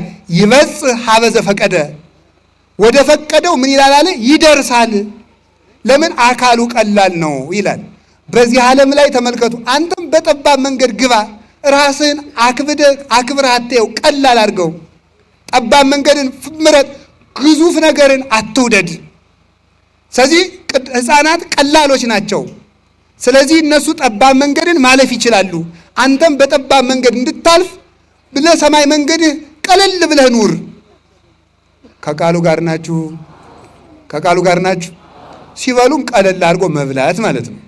ይኸው እንደዚያ ነው ማለት ነው። ዮሐንስ አፈወርቅ ብሏል፣ ሆድ እንደ መርከብ ነው ብሏል። አሁን እኔ በጀልባ እየተመላለስኩ ስለሆነ ጀልባይቱን አሁን ትንሽቱን ጀልባ ዝም ብለን ብንጭላት ምን ትላለች? አቤት መስጠም። ያለ አቅሙ የሚበላ ሰውም አይምሮው ይሰጥማል። እዚህ በኋላ በጎ ማሰብ አይችልም። ዝም ብሎ መተኛት ነው። እየጸለየም መተኛት፣ እያነበበ መተኛት። አይምሮ ሁሉ ግዙፍ ስለሆነ ጭንቅላቱ ይሰጥማል። ሆድ ምንድን ነው ካላችሁኝ፣ መብል ሆድን ያሰጥማል፣ ሆድ አይምሮን ያሰጥማል፣ አይምሮ ሕይወትን ያሰጥማል። በዚህ ነው የሚሰጥመው። ሆዳም ሰው አይምሮ የለውም፣ ለሰውም አያስብም። ገበሬው ራሱ ይሌለ እንዴ በቃሪያ የሚበላ ሰውና በጫማ የሚሄድ ሰው ለጓደኛው ያዝነው። ቃሪያው ሲያቃጥለው ዝም ብሎ መገምደል ነው። ረንጀራውን እጨርሰዋለሁ የለ ምን የለ ዝም ብሎ መብላት ነው ማለት ነው። እሱ ለቃሪያው ማብረጃ ነው የሚበላ ዝም ብሎ ማለት ነው። በጫማ የሚሄድም ባልንጀራዬን ሾህ ይወጋዋል አይልም። ስለዚህ ተመልከቱ፣ ለባልንጀራ እንዳናዝን የሚያደርግ ምንድነው? ሆዳምነት ነው። ቅዱሳን ወከማው እያጽቆሙ ለጻድቃን ይላል ፍኖት መቃን ዘዝንቱ ዓለም። ልክ እንደዚህ ሁሉ ለቅዱሳን አባቶቻችን ሁሉ ጠባቡ የዚህ ዓለም መከራ አላስጨነቃቸውም አለ። ከፈጣሪያቸው ደረሱ እንጂ አልተቸገሩም። ለምን? ምን ብለው ነው ያለፉ? ቀለል ብለው ስለኖሩ ነው። ቅዱስ ያሬድ ይጠይቃል፣ እፎ አምሰጥዎ ለመጽብብ ከመይባእዎ ለመርብ ይላል። ቅዱሳን ጠባቡን ሀገር እንዴት ብለው አለፉት ብሎ ይጠይቃል ቅዱስ ያሬድ። እንዴት ብለው አለፉት ይልና ደሪዮሙ ወታግሶሙ ታግሰው ነዋ ይላል። ታግሰው ጸንተው አለፉት አለ። ጠባቡን አልፈው እንዴት ከሰፊ ሀገር ተደረሱ? እና አቡነ ተክለ ሃይማኖት እና አቡነ ገብረ መንፈስ ቅዱስ እንዴት ይሄንን ጭንቅ የሆነ ዓለም አለፉት ሲባል ታግሰው ሰውነታቸውን አቅልለው ወደ መንግሥተ ሰማያት መግባት ቻሉ። ጠባቡን ዓለም አለፉት። የሕፃናት አንዱ ጠባያቸው ይህ ነው። ከቃሉ ጋር ናችሁ? እግዚአብሔር ከሁላችን ጋር ይሁን። ሌላው ሕፃናት ሳይመረምሩ ይታዘዛሉ። እስኪ ሳይመረምሩ ይታዘዛሉ በሉ። ምን ሳይሉ ይታዘዛሉ? ሳይመረምሩ ይታዘዛሉ። ሳይመረምሩ መታዘዝ ምን ማለት ነው? አይ ይሄ ነገር አይሆንም፣ ይሄ ነገር አይሆንም አይሉም፣ ይታዘዛሉ። እንዲህ አድርግ እሺ፣ ይሄን እንዲህ አድርግ እሺ። ሲደረግ የታየውን ሁሉ ያለመመርመር ይታዘዛሉ። እንደዚህ ሁሉ ለፈጣሪያችን ሳንመረምር መታዘዝ አለብን ይላል። ለአባቶቻችንም መታዘዝ አለብን። አባ ጳውሎስ እና አባ ዮሐንስ የሚባሉ ሁለት አባቶች ነበሩ እና ደቀ መዝሙሩን ምን አለው መሰላችሁ? ከቃሉ ጋር ናችሁ? ሂድና አሉት። ሂድና ከጅብም የሚበልጥ ከነብርም የሚበልጥ ከአንበሳም የሚበልጥ ከዘንዶም የሚበልጥ ከአውሬ ሁሉ የሚበልጥ አንድ ጨካኝ አውሬ ነበረ። ያ አውሬ እየመጣ መቃብር ቤት ውስጥ ከብት እያደነ በግ እያመጣ ይመገባል። ሂድና ከዚያ መቃብር ቤት ውስጥ ከዚያ አውሬ ስጋ ቀምታ አምጣልኝ አለው። መነኩሴ ነው፣ ባይታዊ ነው። እንዴት አድርጎ ይቻላል? ኋላ ጭራሽ ደግሞ ምን ይሉታል? እሺ ብሎ የደሱ ሳይጠራጠር መታዘዝ በተፈጥሮ የማይቻለውን ኃይል ሁሉ ይሰጣል። እሺ ብሎ ሲሄድ ምን አደረገ መሰላችሁ? ወደዚህ አራቅ ሲል ቆይ አንድ ነገር ረስቼ ጆሮውን ይዘህ እየጎተትክ አምጣልኝ አሉት። በጣም አስቸጋሪ ጥያቄ ነው። አውሬውን ጭራሽ ስጋዞ መምጣት ከባድ ነው። እንደገና ደግሞ ምን ማለት አውሬውን ዘን እሺ አለ። እሺ አለ። ኋላ ምን አሉ? ራቅ ሲል ደግሞ እንዲህ አሉ። እምቢ ያለህ እንደሆነ አባ ዮሐንስ ነው የሚባሉት። አባ ዮሐንስ ና ብሎ አልበለዋል። ኋላ ሊበላ ሄደ። ስጋውን ይዞ ሊመጣ ሄደ። የአውሬ አገሳ ሊውጠው ስድግው ሊውጠው ሲያገሳ እኔ አይደለሁም አባ ዮሐንስ ና ብለዋል ሲለው እሺ ብሎ መጣለት። እየጎተተ ይዞት መጣ፣ አስረከበው ማለት ነው። ይሄ ሁሉ የሚያመጣው ምንድን ነው? መታዘዝ፣ ለእናት አባት መታዘዝ፣ ለካህናት። እንዲያውም ቅዱስ ጳውሎስ ምንድን ነው የሚለው? ለእግዚአብሔር ብላችሁ ለጠማማም ቢሆን ታዘዙ። እስቲ በሉ ለእግዚአብሔር ብላችሁ በሉ። ለምንም ቢሆን ታዘዙ። ለጥመቱ አንታዘዝም፣ ለጠማማው ነው የምንታዘዝ። ለጠማማው እንታዘዛለን፣ ጠማማነቱን አንቀበልም። ለጠማማ ሰውም ቢሆን ታዘዙ። ለጠማማ ሰው ስትታዘዙ ከመዘለ እግዚእነ ለክርስቶስ እንደምትታዘዙ ቁጠሩት። መታዘዛችሁ ምን ያደርጋችኋል? ያከብራችኋል። አንድ አባ ዳንኤል የሚባል የተከበረ አባት ነበረ። ስሙ የተጠራ መነኩሴ፣ ተአምርን የሚያደርግ በገድል ተቀጥቅጦ የኖረ ኃይለ እግዚአብሔር ያደረበት ነበር። ኋላ አንድ ወንበዴ እናቶች ገዳም አባ ዳንኤል ነይ ብዬ ልሂድ አለ። ሽፍታው ሄደና አንኳኳ። ማን? አባ ዳንኤል። ከፈቱለት። አያውቁትም አባ ዳንኤል። ኧረ አባ ዳንኤል መጣ ብለው እግሩን አጠቡት። እግሩን አጠቡና ምን አደረጉት? ልብስ ለብሷል፣ ቀሚስ አድርጓል። አይገርም? መጽሐፍ ለዚህ እኮ ነው ከሽፍታ ይልቅ ወይባ የለበሰ መነኩሴን ፍራ የሚለው ማለት ነው። ምክንያቱም ሽፍታ አገሩ ይታወቃል፣ በወታደር ይያዛል። መነኩሴ ግን ዳባ ስለለበሰ ሽፍትነቱን የሚያውቅበት የለም ማለት ነው። ስለዚህ ፍራ አለ። ኋላ ምን አደረገ? ደግሞ እንደዚህ ስላችሁ ጊዜ መነኩሴ ሽፍታ ነው በሉ፣ እንደ ጭልፊት እየሞጨለፋችሁ ማለት ነው። ምን አደረገ? ከዛስ ምን አደረገ? ሄድና ለብሷል ቀሚስ አባ ዳንኤል መጣ ብለው አጠቡት። አጠቡና አንዲት የታመመች መነኩሴት ነበረች። እጣቢውን ሲደፉበት ተነሳች፣ ተፈውሳ ማለት ነው። እምነታቸውና መታዘዛቸው አባ ዳንኤልን እንዳጠቡ ተቆጠረላቸው። ወንበዴ አጥበው እንዴ ምንድን ነው የምታደርጉት? እኔ እኮ ሽፍታ ነኝ ወንበዴ ነኝ አለ። አይኛ አባ ዳንኤል መስለህን ነው። በኋላ እሱም ደግሞ ለካ የእነዚህ ሰዎች ሃይማኖት እንዲህ ያደርሳል ብሎ ተጸጽቶ መንኩሶ ለምናኔ በቃ ደግሞ እሱ ማለት ሽፍታው ራሱ ተመልሶ ማለት ካልተጠራጠርን፣ ሰዎችን ሳንመርጥ ከታዘዝን፣ ጠማማ ነገር ካላዘዙን በስተቀር ካዘዙን ከታዘዝን እግዚአብሔር በዚህ ምን ይሰጠናል? ኃይለ እግዚአብሔር ያሳድርብናል፣ ረድኤቱን ይሰጠናል። ስለዚህ የቅዱሳን የሕፃናት አንዱ ጠባያቸው እሱ ነው። ሌላው ሕፃን እገሊት አይኗ ጥሩ ነው፣ እገሊት ጆሮዋ ጥሩ ነው ይላል አይልም? አይልም። ይኸውላችሁ ደግሞ ክፉ ምኞት የለባቸውም፣ ዝሙት የለባቸው። ወንድ ሕፃን ቢሆን የሴት መልክ አያደንቅም፣ ሴት ሕፃን ብትሆን የወንድ መልክ አታደንቅም። ስለዚህ ምኞትን ቆርጣችሁ ጣሉ ነው። አይ በዚች ነገር ያስተላለፈው መልእክት ብዛት ምኞትን ቆርጠህ ጣል ነው። ምኞትን ለመቁረጥ ዓይንን መመለስ ነው። ቅዱስ ዳዊት ሚጦላ አይንቴ ከመይራያ ከንቶ፣ ዓይኖቼ ከንቱ ነገርን እንዳያዩ መልሳቸው አለ። ዓይኖቼ ከንቱ ነገርን እንዳያዩ መልሳቸው። ማን ያለ ቅዱስ ዳዊት የሰው ልጅ አይምሮ ከካሜራ በጣም ብዙ ሚሊዮን ጊዜ አቅም አለው፣ ቀርጾ ያስቀራል። እና ሰውን ትክ ብላችሁ አትዩት። እሺ መልኩን ይቀርጽባችሁና ሌሊት እዚያ በኋላ ያን ሰው አምጡ ይላችኋል። ይሄ ነው ዓይንህን መልስ ነው። ወጣቶችም አስተውሉ፣ ሴቶችም አብዳችኋል መቼም። እውነቴን ነው። ጨርቃችሁን እያሳጠራችሁ ራቁታችሁን ፎቶ እየተነሳችሁ ልቃላችሁ። ወንዱ ዓይኑን አፍጥጦ እዚያ መሃል። አሁን እኮ እንኳን ጻድቅ ወንድ ጀግና ወንድ እንኳን አናገኝም። ወደፊት ጅላጅል ነው ዝም ብሎ ማለት አልቋል። በሴት ፎቶ የነሆለለ ነው በእውነቱ ማለት ነው። ይሄ እኮ ነው። አታውቁም? ሴቶች ታይተው የመወደድ ጸጋ አላቸው። የዚህን ምስጢር ደግሞ እነግራችኋለሁ የሌላ ቀን። ታይተው ነው የሚወደዱት። ለምን መሰላችሁ? አዳም ሔዋንን ስለጠላት እንጨት አብልተሽ አጠፋሽ ስላለ እዚያ በኋላ ሴትና ወንድ ጠበኛው ነው ሊቀሩ ሆነ። እዚያ በኋላ እግዚአብሔር ለሴት ልጅ ምን አደረጋት? ታይታ እንድትወደድ አደረጋት። ስለዚህ ሴትን እያየ ሰው ወንድ ይወዳል ማለት እና ዓይን ላይ መጠንቀቅ ነው። ሰምታችሁኛል? ዓይንህን ካልተጠነቀቅ አጥምዶ አናውዞ ይጥልሃል። ታላቁ እስክንድር የሚባለው እስክንድር 127 ሀገሮችን ቀጥቅጦ የገዛው እስክንድር ለወታደሮቹ የሚመክራቸው ምክር ምን ነበር መስላችሁ? በጠላት ሀገር ሂዳችሁ በውሃ ጥም እንዳትሸነፉ፣ በሴት እንዳትሸነፉ ነበር ያላቸው። በምንና በምን ያላቸው? በውሃ ጥምና በሴት እንዳትሸነፉ፣ ካልሆነ ትሸነፋላችሁ ነበር የሚላቸው። እና ውሃ የፈለገ ቢጠማቸው አይጠጡም። እንዲያውም 100 ወታደር ከሚያጠምደው ይልቅ አንዲት ሴት የምታጠምደው ብልሃቱ ኃይለኛ ነው። ይህን ነው ጌታ ያለ። ምንድን ነው? ዝሙትን ተጠንቀቁ፣ ምኞትን ቆርጣችሁ ጣሉ። ህሊናቸው ንጹህ ነው። ሕፃናት ህሊናቸው ንጹህ ነው። አሁን ቅዳሴ ሲቀደስ እግዚአብሔርን እኮ ያያሉ። ይገርማቸዋል። ሕፃናት ቅዳሴ ሲቀደስ እግዚአብሔርን ያዩታል። እኛ አይታየንም፣ የኃጢአት መጋረጃ ስለጋረደን። ብፁዓን ንጹሐነ ልብ እስመ እሙንቱ ይሬእይዎ ለእግዚአብሔር። ልባቸው ንጹህ የሆኑ ሰዎች እነሱ ንዑዳን ክቡራን ናቸው። ማንን ያዩታልና? እግዚአብሔርን ያዩታልና። ስለዚህ ሕፃናት ይህ ናቸው። ሌላ ሕፃናት የሕፃናት ኃይላቸው ልቅሶ ነው። እስኪ በሉ የሕፃናት ኃይላቸው በሉ። የሕፃናት ኃይላቸው ምንድን ነው? ድገሙት እንጂ። የሕፃናት ኃይላቸው ምንድን ነው? ልቅሶ ነው። የክርስቲያኖች ኃይላችን ምንድን ነው? እንባ ነው። የክርስቲያኖች ኃይላችን እንባ ነው። ይለቀሳል፣ እንባ ያሰጥማል።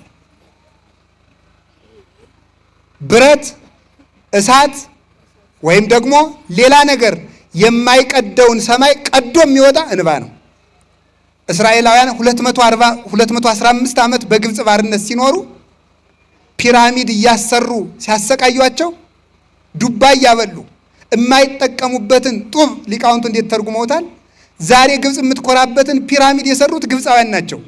ያንን ከዚያ ፒራሚድ ግን ግብፃውያን እስራኤላውያን አይጠቀሙም። ያንን ጡብ እየተኮሱ ጭቃውን እያቦኩ ያንን እየተኮሱ ይሰራሉ። እነዚህ የማይጠቅማቸውን የኃጢአት ግንብ የሚሰሩ የምዕመናን ምሳሌ ነው ይላሉ ሊቃውንቱ። ከዚያ በኋላ ምን አደረጉ? ነፍሰ ጡሮችን ሁሉ ጭቃ አብኩ ይሏቸዋል። አንዲቱ ስትረግጥ ምጡ አመጣ። እዚያው ላይ ኧረ ምጥ ደረሰ ስትል እዚያው ላይ ውለጂው፣ የሰው ደም ጭቃውን ያጠነክረዋል እንጂ ምን ይላል ብለሽ ነው አሏት። እንዲህ አለ ጭክና በእውነቱ ማለት ነው። በእኛ ዘመንስ ይህ አልተሰራም ብላችሁ ምን ያላደረግነው ኃጢአት አለ? የቀረን ነገር እኮ የለም በእውነቱ። እንባዋን አለቀሰችና በእጇ እንዲህ አድርጋ በእጇ ይዛ ወደ ሰማይ ሀሎኑ በዚህ ሰማይ እግዚአብሔር አዶናይ፣ እውነት በዚህ ሰማይ እግዚአብሔር አለ ብላ ወደ ሰማይ እንባዋን ስትረጨው ሰማይ በጦርነት የማይከፈተውን ሰማይ እንባዋ አንኳኳው የሰማዩን ደጅ። እግዚአብሔር የምሕረት በሩን ከፈተ። ወንድማቸውን ሽጠው ዮሴፍን ለግብፅ ባርነት ሽጠው እነሱ 215 ዓመት የተገዙበትን የባርነት ቀንበር በአንዲት ሴት እንባ ተሰበረ። ከዚያ በኋላ ሙሴን ያህል ሰው አስነሳ። ክንደ ብርቱውን ሙሴን ያለ ሰረገላ ተዋግቶ እግዚአብሔርን ይዞ በዕድ ጽኒት ወበመዝራይት ልዕልት እስራኤላውያንን ከግብፅ ባርነት ፈልቅቆ ፈርዖንን ከነሰረገላው አስጥሞ ይዟቸው ወጣ። ሕፃናት ኃይላቸው እንባ ነው። እኛም ማልቀስ አለብን። እውነቱ ማለት አላችሁ። አሁን ሰው እኮ አያለቅስም። ታለቅሳላችሁ? እንዲያውም ማን ነው በቀደም ሲነግረኝ የአዲስ አበባ ሰው እዚህም ጎንደር ይኖራል። ባለሀብቶቹ ዘመድ ያልሆነውን ዳ ከፍለው ማስለቀስ ጀምረዋል አሉ። ዘመድ ሲሞት እንዲሁ እኮ አይድረስ እኮ ነው በእውነቱ ማለት ነው። ማስለቀስ እዚያ ተሰብስቦ ማስለቀስ ማለት እናቴ እያለ ማልቀስ። እናቱ አይደለችም፣ አክስቱም አይደለችም። እንዲያውም ሰውየው የሚያለቅሰው ወይኔ ለሳንቲም ብዬ እንዲህ ላልቅስ ብሎ እያለቀሰ ይሆናል ሰውየው ማለት ነው። ሰው ደግሞ ለዚህ ጉዳይ አለቀሰ እያለ ሊያለቅስ ይችላል ማለት ነው። ለምንድን ነው ግን እንዲህ ልባችን የደነደነው? አሁን ክርስቶስ ሞተ ቢሉ ሰው አያለቅስ? ኃጢአቱ አያስለቅሰው? ምን አይል እና እንባን እንዴት ማግኘት ይቻላል የሚል ሊቃውንቱ በጣም ብዙ ተመሳጥረውበት አመስጥረውበታል። እንባ የሚገኘው መጀመሪያ ራስን ማየት ሲቻል ነው ይላል። ማንን ማየት ሲቻል? እስቲ በሞቴ ሰሞኑን እስከ ልደት አንድ ቀን ለ1 ሰዓት ወይም ለ2 ሰዓት ቁጭ በሉና ወረቀትና እስክሪብቶ የያዛችሁ እኔ ምናይ ማን ብላችሁ ጻፉ። ሌብነቱንም ታውቁታላችሁ፣ ዝሙቱንም እንደው እኔ ማን ብላችሁ ኃጢአታችሁን በሙሉ ዘርዝሩት፣ ጻፉት። እኔ ነግሬያችኋለሁ እንዳትረሱት። ኋላ ደግሞ እግዚአብሔር ምን አደረገልኝ ብላችሁ ደግሞ ጻፉት። የዚያን ጊዜ እንባ ማግኘት እንችላለን ማለት ነው። አሁን እንባ የለም። ቢለቀስ ግን እግዚአብሔር ለሀገር ሰላም ያመጣል፣ መፍትሄም ያመጣል፣ አንድነትም ይመጣል። 600,000 የእስራኤል ሕዝብ የወጣ በአንዲት ሴት እንባ ነው። ማልቀስ ከተቻለ ይህን ማምጣት ይቻላል። ሰዋውን ደንድኗል። ከቃሉ ጋር ናችሁ። እግዚአብሔር ከሁላችን ጋር ይሁን። ሌላ ሕፃን የእናት አባቱ ጥገኛ ነው። እስኪ በሉ ሕፃን በሉ። የማን ጥገኛ ነው? የእናት አባቱ ጥገኛ ነው። ምን ማለት ይመስላል? ያለ እናት አባቱ ሕይወት የለውም፣ ሕፃን ነው። አንተም ከእግዚአብሔር ተጠጋ ማለት ነው። ከእግዚአብሔር ተጠጋ፣ እግዚአብሔርን አትልቀቅ ማለት ነው። እግዚአብሔርን አትልቀቅ። እግዚአብሔር መጠጊያ አምባ ቅጽር ነው። እግዚአብሔር ያልተጠጋ ሰው አውሬ ይበለዋል። እግዚአብሔርን አለመልቀቅ ማለት ነው ከስጋው ከደሙ አለመራቅ፣ ጸሎት አለማቋረጥ። ማንኛችሁም ማለት ሁላችሁም እግዚአብሔር የማይሰማው ፍጥረት የለም በእውነቱ ማለት እግዚአብሔር የማይሰማው ፍጥረት የለም። ስለዚህ በየቦታው የምንጠቅ በየቦታው የምንሞት ለምንድን ነው ካላችሁኝ ከእግዚአብሔር ጥግነት ከእግዚአብሔር አለትነት ስለምንወጣ ነው። ወታደሮቹ ምሽግ ይዘው የሚዋጉ ለምን ይመስላችኋል? ጥግ እንዲሆናቸው በጀርባ የሚመጣው እንዳይመታቸው አይደለም? እኛ የማናውቀው ዲያብሎስ እንዳይወጋን ከእግዚአብሔር መጠጋት አለብን። ከእግዚአብሔር የተጠጋ ሰው ማን ይላል? ዲያብሎስ የትኛውንም ያህል ጦር ቢወረውር መውጋት አይችልም። ለዚህ ነው ዮሐንስ አፈወርቅ ዲያብሎስ ተኮሰ፣ ጥይቱን ጨረሰ፣ ዝናሩን አራገፈ፣ ቤተ ክርስቲያንን ግን ማጥፋት አልቻለም ብሎ የተነገረው። ስለዚህ ከእግዚአብሔር መጠጋት ማለት አቅምን ማወቅ፣ ከቤተ ክርስቲያን መጠጋት። እንዲያው ቤተ ክርስቲያን ሳይመጡ መዋል እኔ ለራሴ እበቃለሁ ማለት ነው። ሳይጸልዩ መዋል ቀኑን እኔ በሰላም የመኖር ስልጣን አለኝ፣ እግዚአብሔር አታስፈልገኝም ማለት ነው። ማታ ሳይጸልዩ ማደር ሌሊቱን እኔ ራሴ እበቃዋለሁ፣ ለሌሊቱ ጥበቃ አንተ አታስፈልገኝም ማለት ነው። ሲበሉ አለመጸለይ ምግቡ ጤና እንዲሆነኝ ራሴ ማድረግ እችላለሁ፣ አትባርከው ማለት ነው። ያለልን ሳይጸልዩ ማግባት ትዳሩን እኔ ራሴ እበቃዋለሁ፣ ግድ የለም እግዚአብሔር አትምጣብኝ ቤቴ ማለት ነው። ይህ እኮ ነው በእውነቱ። እግዚአብሔርን ጥግ ያደረሰው ሰው ግን ያልፋል። እንዲያውም እኮ በዱዲያኖስ ዘመነ መንግስት የዱዲያኖስ ኃያላን የሆኑ ክርስቲያኖችን ድንጋይ እየወረወሩ ሲመቷቸው ወይ ክርስቶስን መርጣችሁ ሙቱ ወይ ደግሞ ክዳችሁት ደግሞ ምን አረግ ሕይወትን ምረጡ አሏቸው። መርጠን ጨርሰናል፣ ክርስቶስን መርጠናል አሏቸው። እንግዲያስ ብሎ ድንጋይ ሲወረውሯቸው ለነሱ የሚወረውሩት ድንጋይ የዱዲያኖስን ታዛዦች እየተመለሰ ይመታቸው ነበረ። ማን ነው ሁሉ የሚያደርግ? እግዚአብሔር ነው። የእግዚአብሔር ጥገኛ ለመሆን ያብቃን። እግዚአብሔር ተጠግተን ለመኖር ያብቃን። ሕፃን ልጅ ማንም ያስብለት? እስኪ ንገሩኝ፣ በሉ ንገሩኝ። ለእኛ የሚያስብልን ማን ነው? እግዚአብሔር ያስብልናል። አትጨነቁ። አሁን ስንጸልይ ሁሉ ጸሎቱ በሙሉ የሚያልቀው በጭንቀት ነው፣ በጭንቀት። ለዚህ ነው የሰኞ ውዳሴ ማርያም ደርሰን ዮሐንስ ወንጌል ደርሰን የምናገኘው። ለምን? ጸሎቱ ውስጥ በጣም ብዙ ጉዳይ አለ። የዛሬ ሳምንት ምንድን ነው መሆን? ለገሌ የምከፍለው ብር ምንድን ነው? ወደፊት የምኖር ከየት ነው? ከማን ጋር ልኖር ይችላለሁ? እገሌ በቀደም ተከናንሞኝ ምን ሆኖ ነው? ጸሎት ላይ ነው ሁሉ ሪፖርት የሚቀርበው ማለት ነው። ለምንድን ነው ስትሉ እግዚአብሔር ያስብልኛል ስለማንል። እስኪ በሉ እግዚአብሔር ያስብልኛል በሉ። ማን ያስብልናል? እግዚአብሔር። ሕፃንን እናቱ የምታስብለት ከሆነ እግዚአብሔር እንዴት አያስብልንም? ፍጠረኝ ሳንለው የፈጠረን የማይዘነጋ አምላክ እንዴት አያስብልንም? ግድፍ ላይ ለእግዚአብሔር ህሊናከ ወውእቱ ይሴሰየከ፣ እንዲህ አድርገህ ኑር ለማለት እንደ ሕፃናት ሁኑ አለ። በመካከላቸው ጠርቶ ያቆመው ሕፃን አግናጤዎስ ምጥው ዘአንበሳ ይባላል። ይህ ሕፃን ጌታ ታቅፎ ያስተማረበት ከቅዱስ ጴጥሮስ ጀምሮ የሮም 3ኛው ሊቀ ጳጳስ ነው። ጌታ ታቅፎ ያስተማረበት አግናጤዎስ በዚህ በሮም አደባባይ ላይ ክርስቶስን ካልካድክ ለተራቡ አንበሶች ወርውረን እንጥልሃለን ብለውት ነበረ። እንጥልሃለን ሲሉት ምን እንዳለ ታውቃላችሁ? እንዲህ ነበር ያለው፣ ክርስቲያኖች መምህር ለጊዜው ሃይማኖቴን ክጃለሁ በልና ሰንብትልን እንድታስተምረን አሉት። እሱ ግን ምን ይላቸው ነበረ? ወደ ጌታዬ ከመሄድበት ከመንገድ ላይ የምትቆሙብኝ ለምንድን ነው አላቸው። በሞት በኩል ወደ ክርስቶስ እንደሚሄድ ያውቀዋልና። ተውኝ እንጂ የአንበሶች ጥርስ እንደ ወፍጮ አድርጎ ይፈጨኝና እንደ ንጹሕ ስንዴ ለጌታዬ ለኢየሱስ ክርስቶስ መስዋዕት እሆናለሁ አለ። በአንበሶቹ እፈጫለሁ፣ ከዚያ የጌታዬ መስዋዕት እሆናለሁ። እኔ ለክርስቶስ የተዘጋጀው የበቀልኩ ስንዴ እኮ ነኝ ብሎ ነበር የተናገረው። እንዲህ ያለ ቆራጥ ሰማዕት ነበረ። በኋላ ተመልከቱ፣ እሱን የገደሉት ኃያላኑ ጠፍተው የእሱ ዘር ግን ሰፍቶ እነ ቅዱስ ፖሊካርፐስ ሰፍተው፣ ሌሎቹም ቅዱሳን እነ ቅዱስ ሄሬኒዮስ፣ እነ ቅዱስ አትናቴዎስ፣ እነ ቅዱስ ቄርሎስ የክርስቲያን ደም ዘር ነው የሚባለው ለዚህ ነው። ዘር አንዱ ነው ይዘራል፣ ብዙ ሆኖ ያፈራል። ክርስቲያኖች አንዱ ነው ይሞታሉ፣ ብዙ ሆኖ ይበቅላሉ። አግናጤዎስ ብቻውን ሞቶ ብዙ ሊቃውንትን አፈራ። እንዲህ እንደሱ ቆራጥና ሰማዕት የምትሆኑ ሃይማኖተኛ ካልሆናችሁ ለማለት ነበር። ንጹሕ ሰው ነበር። ማን? ቅዱስ አግናጤዎስ። የቅዱስ አግናጤዎስ በረከት ይደርብን። አርያ ምንድን ነው? እንደ ቅዱስ አግናጤዎስ ያለውን የትሕትናን፣ በእግዚአብሔር የማመንን፣ የእውነተኛነትን፣ ከዝሙት ንጹሕ የመሆንን፣ ራስን አቅልሎና ሰውነትን ገዝቶ የመኖርን አኗኗር ካልተቀበላችሁት የኔ ልትሆኑ አትችሉም።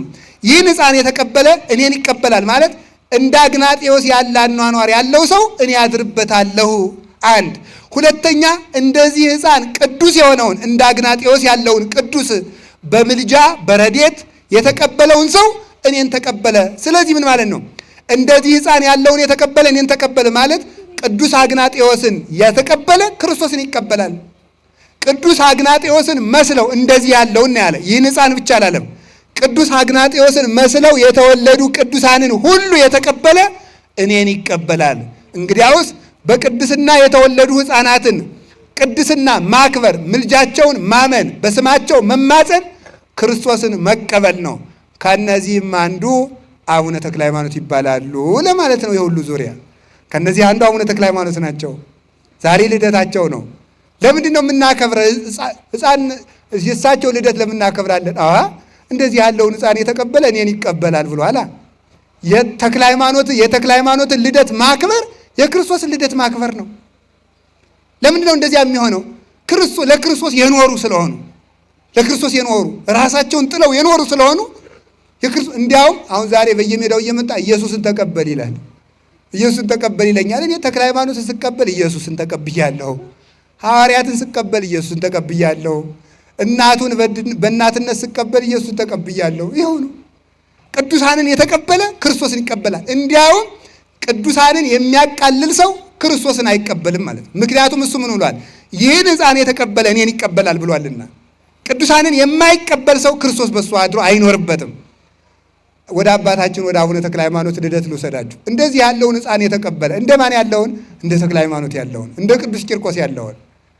አቡነ ተክለ ሃይማኖት አባታቸው ጸጋ ዘአብ፣ እናታቸው እግዚ ሐረያ ይባላሉ። በሸዋ ክፍለ ሀገር የነበሩ የተመረጡ ባልና ሚስት ናቸው።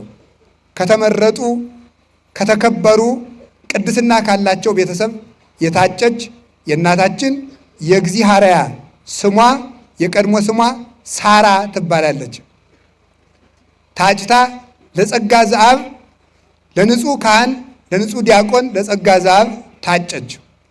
ስትመጣ ሰራተኛ ነበረች።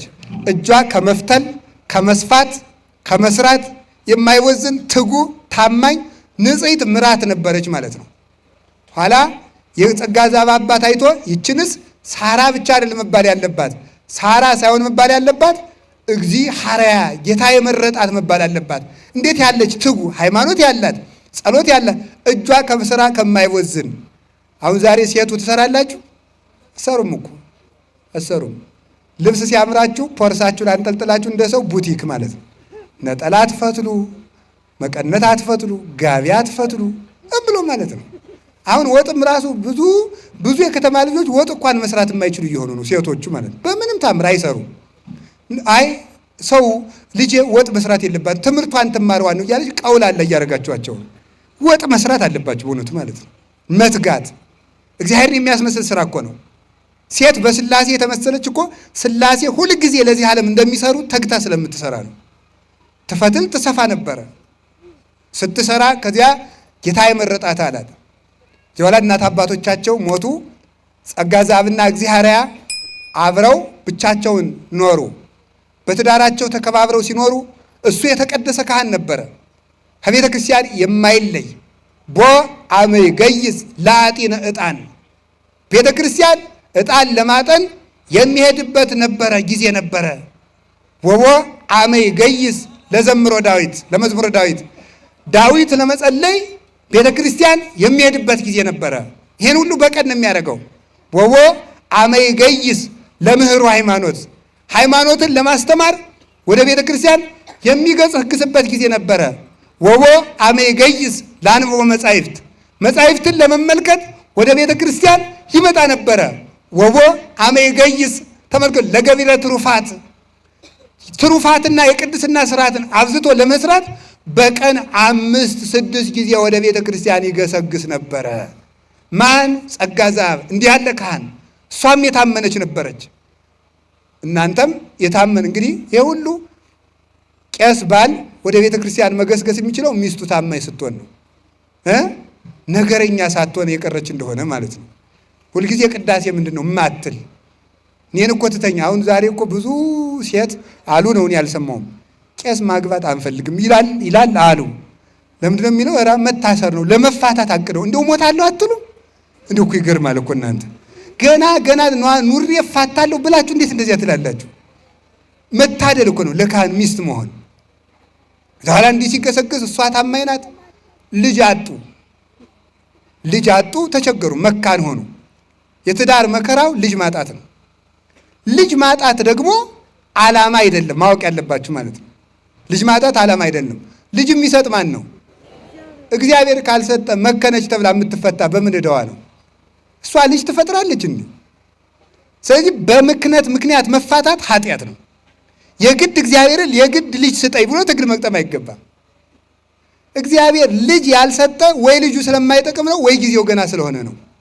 ይህን ማመን ይገባል እንጂ በመካንነት ምክንያት ትዳር አይበተንም።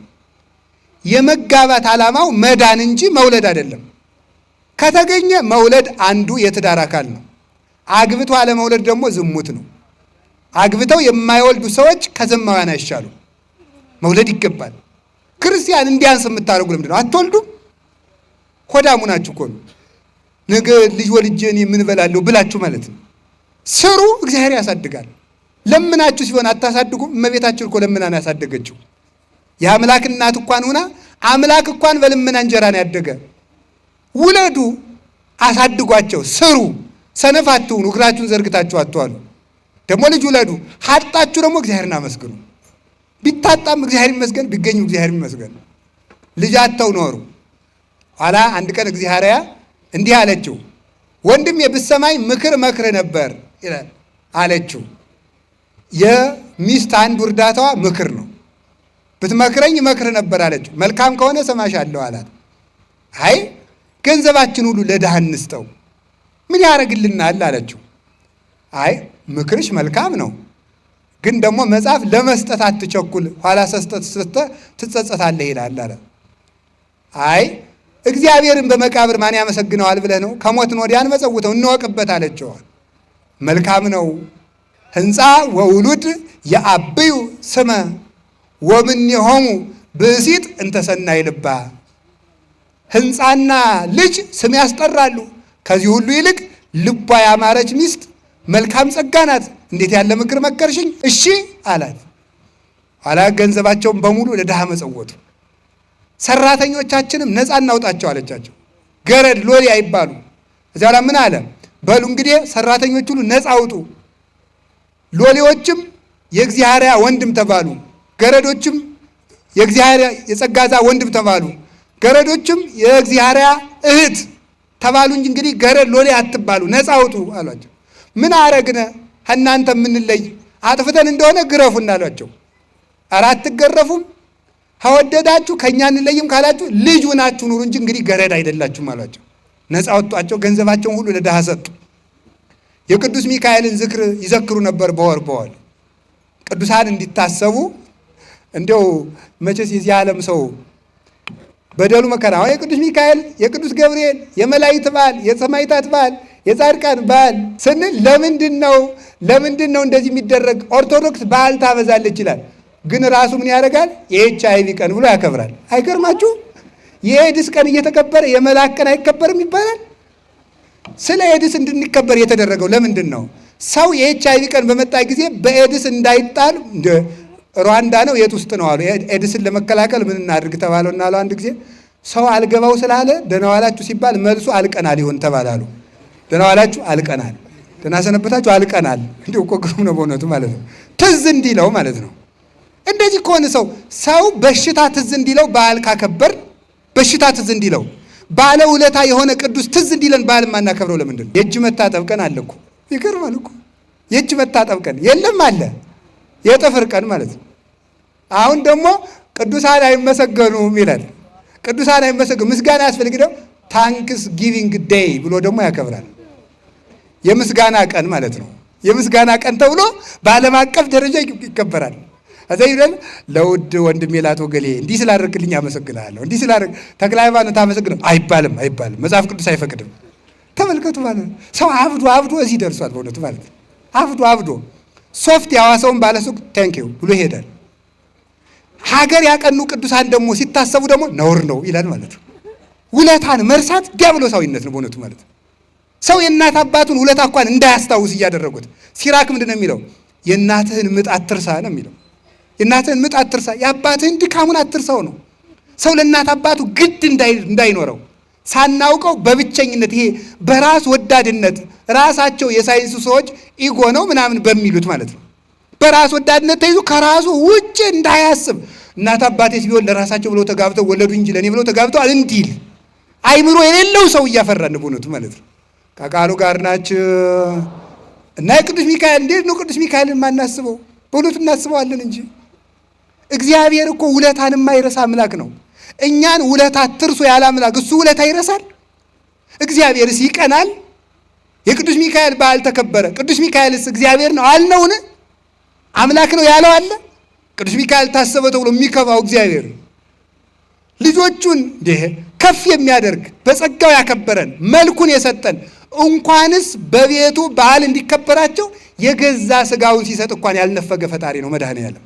እንኳን በዓል ተከበረ እንኳን ቀን ተሰጣቸው ብሎ ሊከፋው፣ ሰኞ አከበራችሁ ብሎ ሊከፋው፣ ይሄንን በዓል ለቅዱስ ሚካኤል ሲያከብሩ ከዚያ በኋላ ምን አደረገው? ዝክር የሚዘከርበት ታጣ። አንድ ቀን የቅዱስ ሚካኤል መዘከሪያ ሲያዝኑ ሲተክዙ ሲያዝኑ ሲተክዙ ኖሩ። ኋላ ዘክረው ጨርሰው ይሄ ኋላ የመጣ ታሪክ ነው። ሲዘክሩ ጦርነት መጣ። ሞተሌሚ የሚባል በዳሞት ወላይታ ውስጥ ያለ ቦታ ነው። ዳሞት የሚባል ቦታ ሞተሌሚ የሚባል ንጉሥ ተነሳ። ይህ ሰው በቃኝ የማይል ስልጣን የማይበቃው እንዲህ ያለ ሰው ነበር። እንዲህ ያለ ሰው የመኳንንቱን ሚስቶች ሁሉ በጦርነት እያሸነፈ ሚስቶቻችሁን ላኩልኝ እያለ እየገበሩለት ያስነወራቸው ነበር። በሀገር ያሉ ደናግላንን ሁሉ እያስወሰደ ነውር ይሰራ የነበረ ሰው ነበር። ፍጹም ጨካኝ። ሀገር እየወረረ ጸጋ ዛብ ካለበት ደረሰ። ጸጋ ዛብን ያባረሩ ሰራዊቱ ያባረሩ ሲሮጥ ጦር ሲወረውርበት ጦሩ ከእጁ ተጣብቃ ቀረች። በማን? በእግዚአብሔር ኃይል። ወይመይጣ ለእኪት ዲበ ጸላእትየ ይላል ቅዱስ ዳዊት። ወይመይጣ ለእኪት ዲበ ጸላእትየ፣ በእኔ ላይ የመጣውን ክፉ ነገር ወደ ጠላቶች የሚመልሳቸው ሕያው ቅዱስ እግዚአብሔር ነው። መለሰውና እዚያው ተጣበቀ። ባህር ውስጥ ገባ ሲጨንቀው። ከባህር ውስጥ ሲገባ እውነት ቅዱስ ሚካኤል ውለታዬ ነው ዝክርን ዘክሬ ፈጣሪ ይሄ ነው ውለታዬ በዕለተ ቀንህ ደግሞ እያለ ይጨነቃል። 3 ቀን ባህር እንደ ቤት ሆናው ሰነበተ። ኋላ ቅዱስ ሚካኤል መጥቶ እንዲህ አለው፣ ሀውጭ ሳለህማ ባድንህማ አይደነቅም ነበር፣ ከዚህ ገብተህ ሳወጣ ነው እንጂ የሚደነቅ አለው። መልሶ አፈፍ አድርጎ በክንፎቹ ታቅፎ ከሚያገለግልበት መቅደስ መለሰው። ማን? ቅዱስ ሚካኤል ማለት ነው።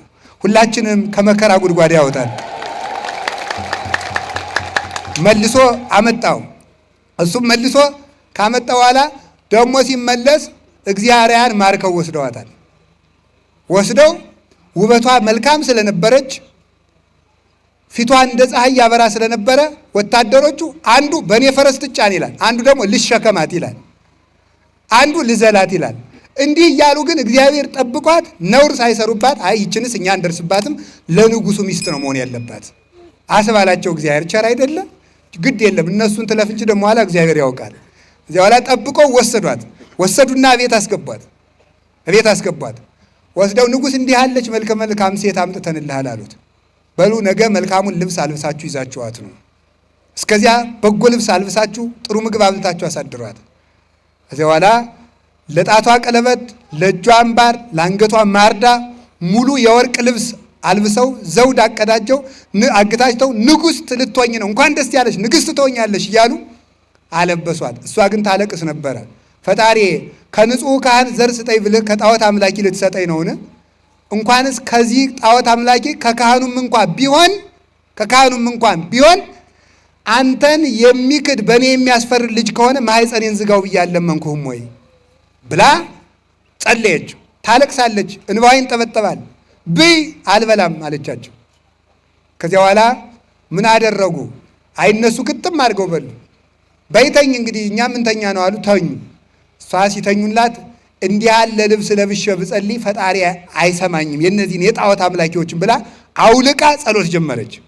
አያችሁ የውለዚው እንደዚህ ያለ ልብስ አትልበሱ የምንላችሁ እንዲህ ያለ ልብስ ለብሼ ብጠይቀው ፈጣሪ አይሰማኝም።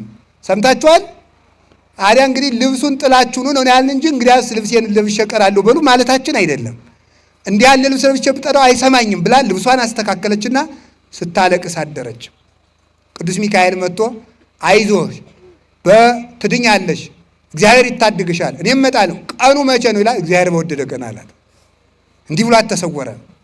በመነገው ወስደው አገናኟት። እንዴት ያለች መልካም ሚስት አምጥታችኋል፣ ይችንስ እንዲሁ በዋዛ ሰርጉ ቢፈጸም ተራ ትሆናለች አለና ድግስ ላስደግስ ብሎ ወደ ሀገር ወደ ግዛቱ ሁሉ መልክተኛ ላከም።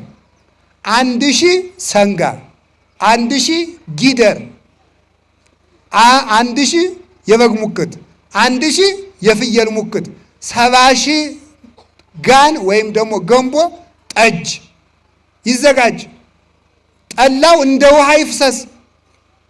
10 ሚስቶች ነበሩት። እናንተም ደግሱ አላቸው። ደግሞ ደግሱ፣ ያልደገሰ ሰው ወዮለት። ዘመን ሲጥል እኮ ችግር ነው። እናንተ ደግሱ ተባሉ።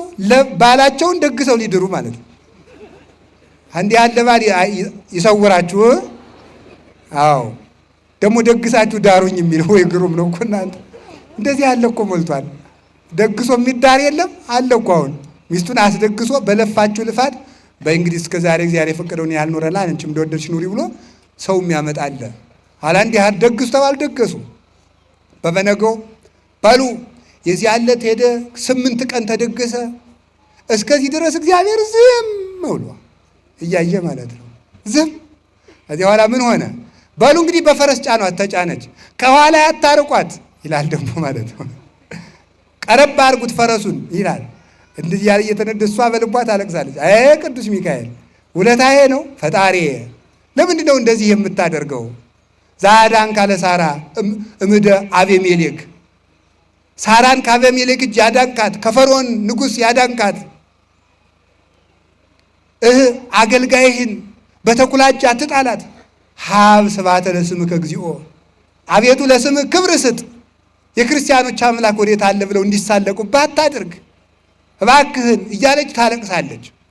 እንዲህ ስታለቅስ ዘመን ተመቸኝ ብላ ባሏን የማትክድ ሚስት ደግሞ ይሄ የተመሰገነ ነው።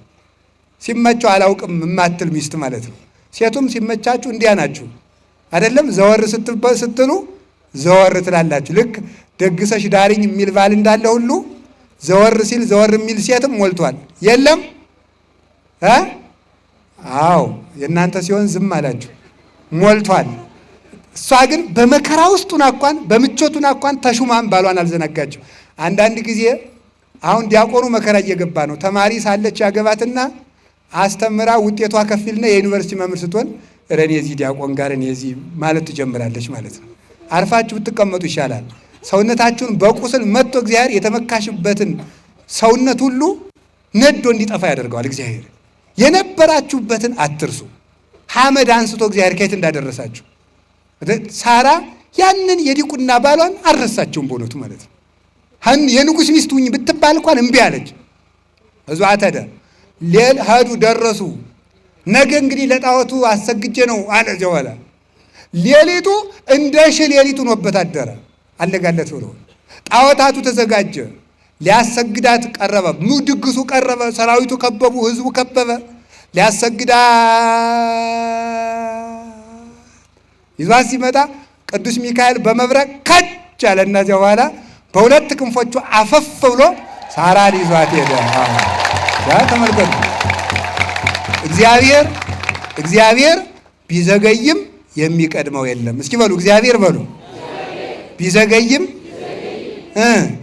የሚቀድመው የለም። መጨረሻ ላይ መድረስ ያውቅበታል መድኃኔዓለም። መጨረሻ ላይ 3 ደቂቅም ሲከሰሱ ዝም ሲከሰሱ ኋላሳ ደግሞ ምን አደረገ? አይ እነዚህ ሰዎች እንጨት ይሰብሰብ ዝም፣ ጉድጓድ ይቆፈር ዝም፣ እሳቱ 49 ክንድ ይንደድ ዝም፣ እጅና እግራቸውን ይታሰሩ ዝም፣ ይወርወሩ ዝም። ሲወረወሩ ቅዱስ ገብርኤል ከች። መጨረሻ ላይ ማለት እግዚአብሔር ምን ጊዜም ይመጣል። እውነቴን ነው የምነግራችሁ። እግዚአብሔር ሊዘገይ ይችላል እንጂ አይቀርም። የእግዚአብሔር ፍትህ መጨረሻ ላይ ነው የሚመጣው። የእግዚአብሔር ፍትህ መጨረሻ ላይ ይደረሳል። ብቻኛ ትዕግስቱን ያድላል። ተአገሶ ለእግዚአብሔር ወእቀብ ፍኖቶ ወውእቱ ይሬሰየከ ለምድር ይሬሰየከ ከመ ትሬስሳ ለምድር።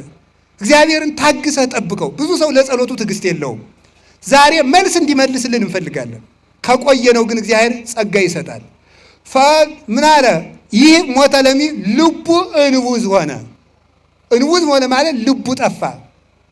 ግደሉ ያለውን አድኑት ይላል፣ አድኑ ያለውን ግደሉት ይላል። 25 ዓመት ልቡ ጠፍቶ ኖረ። በልቶ አብሉኝ ይላል። ደግሞ ሲፈልግ ደግሞ በዚህ በአየር ላይ አዝናኑኝ ይላል። ወታደሮቹም እሺ እያሉ ዝም ብለው እያታለሉ ልቡ ስለጠፋ ዝም ይሉታል። ልቡ ጠፍቶ ልቡ ከሚጠፋበት ንጉሥ ያድነን። ልቡ መጥፋት ልቡ የጠፋ ንጉሥ ግደሉ ያለውን አድኑ ያለውን ምን ይላል? ግደሉ ይላል። አስቸጋሪ ነው። ለሕዝብም ያስቸግራል፣ ለወታደርም ያስቸግራል። ልቡ የጠፋ ንጉሥ ማለት ነው። ልቡ ጠፋ። ያ 25 ዓመት ኖረ። እግዚአብሔርን ግን አፈፍ አድርጎ በክንፉ መጣና ባሏ ከሚያጥንበት ቤተክርስቲያን አደረሳት። ልብሷን እንደተንቆጠቆጠች እንደለበሰች ነው።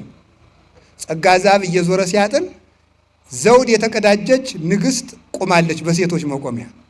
አጥኖ ሲጨርስ እመቤቴ ከወዴት መጥተዋል? ንግሥት ይመስላሉ። ደግሞ ሰውን ያህል ንግሥት ደግሞ እንደው ሰው ሳያስከትል ይመጣል? አዎ ንግሥትማ ንግሥት ነበርኩኝ።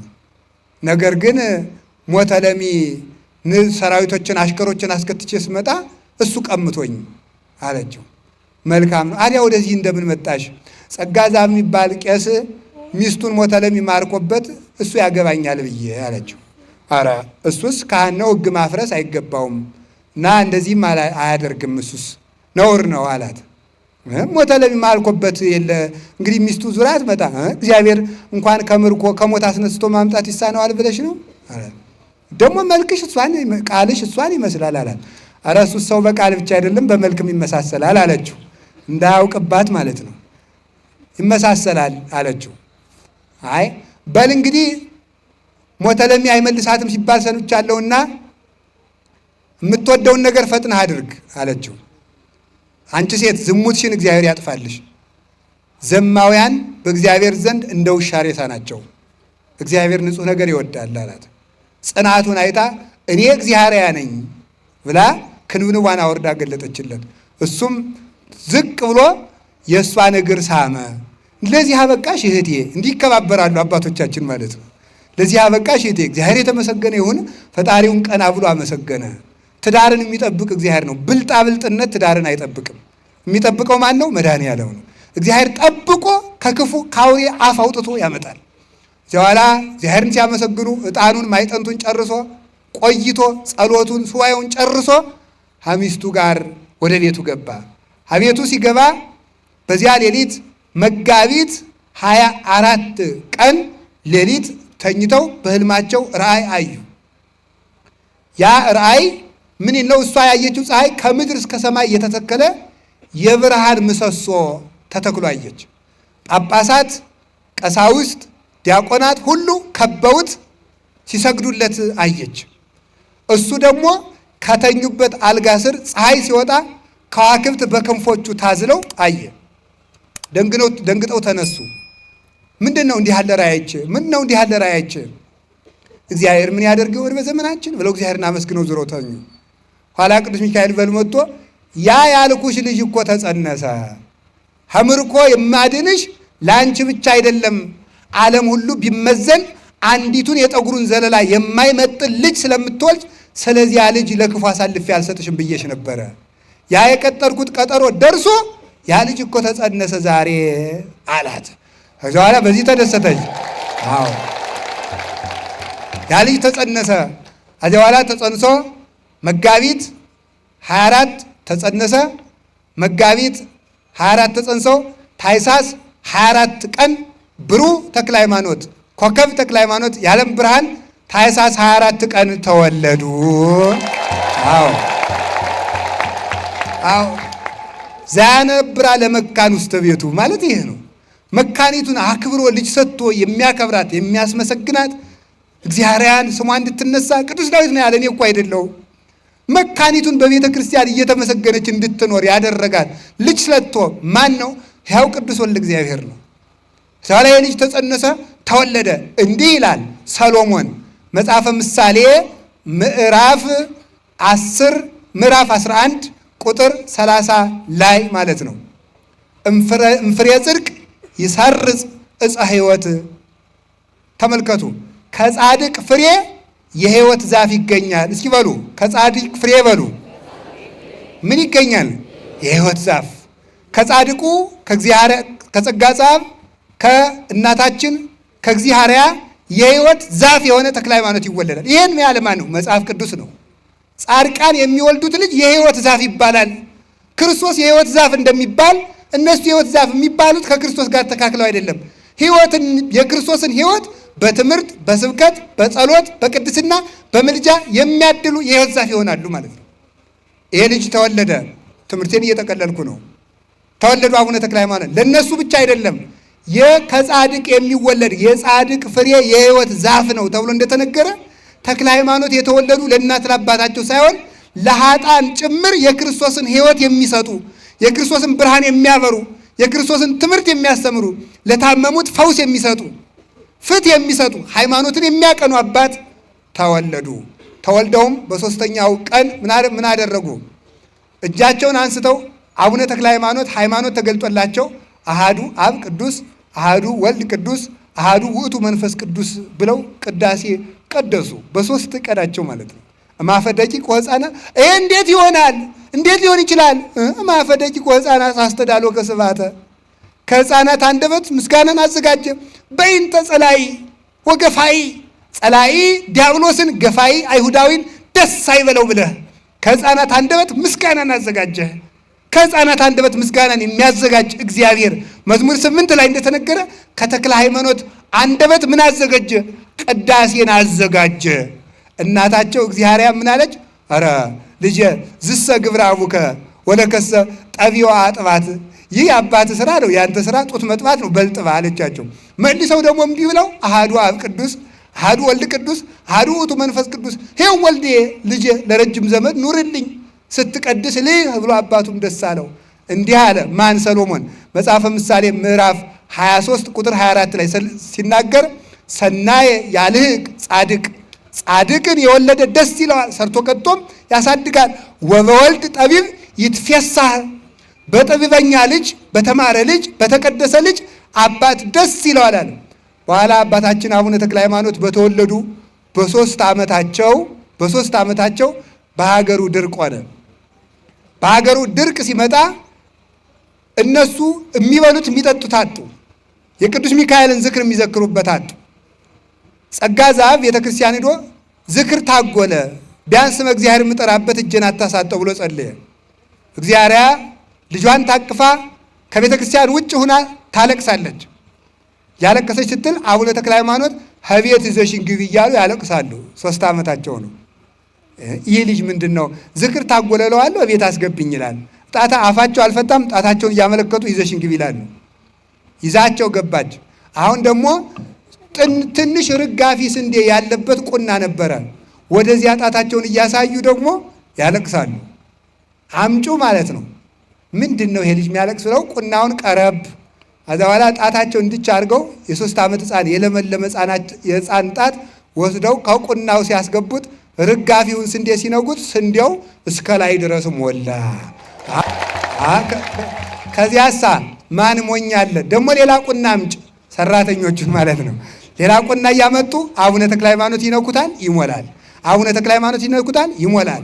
አቡነ ተክለ ሃይማኖት ይነኩታል፣ ይሞላል። ዘይቱን ደግሞ አመጣችና አስነካቻቸው፣ ሞላ። በረከተ እግዚአብሔር ላይ ለርዕሰ ጻድቃን፣ የእግዚአብሔር በረከት በጻድቃን ራስ ላይ ነው። እስኪ በሉ የእግዚአብሔር በረከት በሉ። በማን ላይ ነው? በጻድቃን ራስ ላይ ነው። መጽሐፈ ምሳሌ ምዕራፍ 10 ላይ ይህ መጽሐፍ ቅዱሳዊ ነው። ይህ መጽሐፍ ቅዱሳዊ ነው። ይሄንን በረከት እንዳናገኝ ነው ዲያብሎስ ቅዱሳን አያማልዱም የሚለው።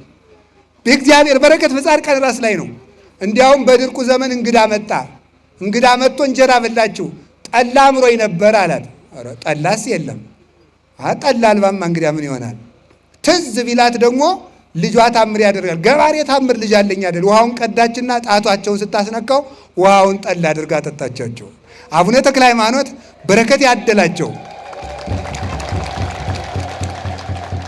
ዲቁና ሊቀበሉ ሲሄዱ ዲቁና ሊቀበሉ ተቀብለው ሲመጡ ዲቁና እሳቸው ከአባ ጌርሎስ ዲቁና ተሹመው በሚመለሱበት ጊዜ ምንድን ነው የሆነው?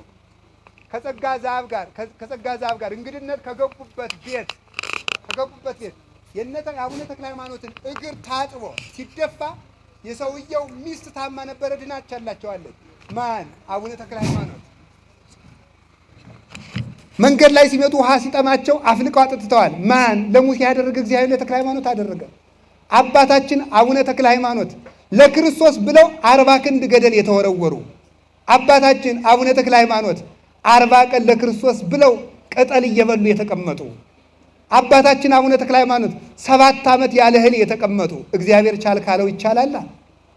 አባታችን አቡነ ተክለ ሃይማኖት ፊታቸው ጣዖትን ለማጥፋት ፊታቸው በጥፊ እየተደበደበ የደሙ በቀፎ እየተለጎሙ ወደ ገደል የተወረወሩ ከዛፍ ላይ በገደል የተንጠለጠሉ እንዲህ እንደ ዛሬው ቀላጅ ከረባትና ሱፍ አድርገው ኢየሱስ አማላጅ ነው እያለ ቅዱሳን እንደሚሳደበው አልነበረም። ለክርስቶስ ዋጋ የከፈሉ አባት ናቸው። 2 ጦር በፊታቸው 2 ፊት በኋላቸው ተክለው 2 ጦር በግራ 2 ጦር በቀኝ ወደፊት ሲሰግዱ የፊቱ እየወጋቸው፣ ወደ ኋላ እንዳይጠጉ የኋላው እየወጋቸው፣ ወደ ጎን እንዳያርፉ የጎኑ እየወጋቸው፣ ወደ ቀኝ እንዳያርፉ የቀኙ እየወጋቸው እንዲህ የኖሩ ወንጌልን ዙረው የሰበኩ እምነታቸውን የገለጡ እንደ ኤልያስ ከጣዖት አምላኪዎች ጋር ተወዳድረው በሃይማኖት ድል የነሱ ጣዖት አምላኪዎች እንጨት አያይዘው እሳቱ መሃል ሆነው እየዘፈኑ ታምር እናደርጋለን እያሉ በምታት እሳቱ መሃል ሲመላለሱ አማትበው ጣዖት አምላኪዎች እንዲነዱ አድርገው እሳቸው ከእሳቱ ውስጥ የጸለዩ እሳትን ያጠፉ በባህር ላይ የተራመዱ ወንጌልን ያቀኑ ማናቸው? ብሩክ ተክለ ሃይማኖት ናቸው። 12 ንጹሐን ዛፎችን አብቅለው ኢትዮጵያን የቀደሱ የእሳቸው ገድል እንኳን ተረት ሊሆን እንኳን ጣዖት ሊሆን የእሳቸው ልጆች እነ እጨጌ ፊልጶስ በዘመኑ የነበረው ንጉሥ ውሽማ ልታበጅ አይገባም፣ እግዚአብሔር የፈቀደ አንድ ሚስት ነው እያሉ አማኑኤል የሚባለውን ጠንቋይ የተቃወሙ የተክለ ሃይማኖት ልጆች ናቸው። የአቡነ ተክለ ሃይማኖት ልጆች ጣዖትን ያጠፉ እነ እጨጌ ፊልጶስ ዛሬ የሚያነክሱትን ጥንቆላ የሚወዱትን ሁሉ ጸሎት እያደረጉ ያጠፉ ሃይማኖትን ያቀኑ ናቸው እንጂ ጣዖት የሚያመልኩ አይደለም። አንዳንዱ እንዲህ ይላቸዋል፣ ተክለ ሃይማኖት ሰይጣንን አጠመቁት የሚባል መቼ ወዲህ ነው የሚባል ጥያቄ ይጠይቋቸዋል። ተክለ ሃይማኖት ሰይጣን ይጠመቃል? ሰይጣን እንደዚህ እንደሚለው ሰው ያለ ሰው ሰይጣን ይባላል። ሰምታችሁኛል? እንደዚህ እንደሚለው ሰው ያለ ሰው ምን ይባላል? በሉ ንገሩኝ እንጂ። ስለዚህ ሰይጣንን አጠመቁት የተባለ ምንድን ነው? ምን አለ? የሰይጣን ስራ የሚሰራውን ሰውዬ ማለት ነው። የሰይጣን ስራ የሚሰራ ሰይጣን ይባላል። ለምሳሌ የሐዋርያት ስራ ላይ ስትሄዱ ቅዱስ ጳውሎስ በሪያሱስ የሚባለውን ጠንቋይ እንዲህ ነው ያለው፣ የሰይጣን የበኩር ልጅ ከማጣመም አታርፍም ነው ያለው። የሰይጣን የበኩር ልጅ ካለው የሰው ልጅ ሰው ነው፣ የወፍ ልጅ ወፍ ነው፣ የሰይጣን ልጅ ሰይጣን ነው፣ ሰይጣን ነው እያለው ነው።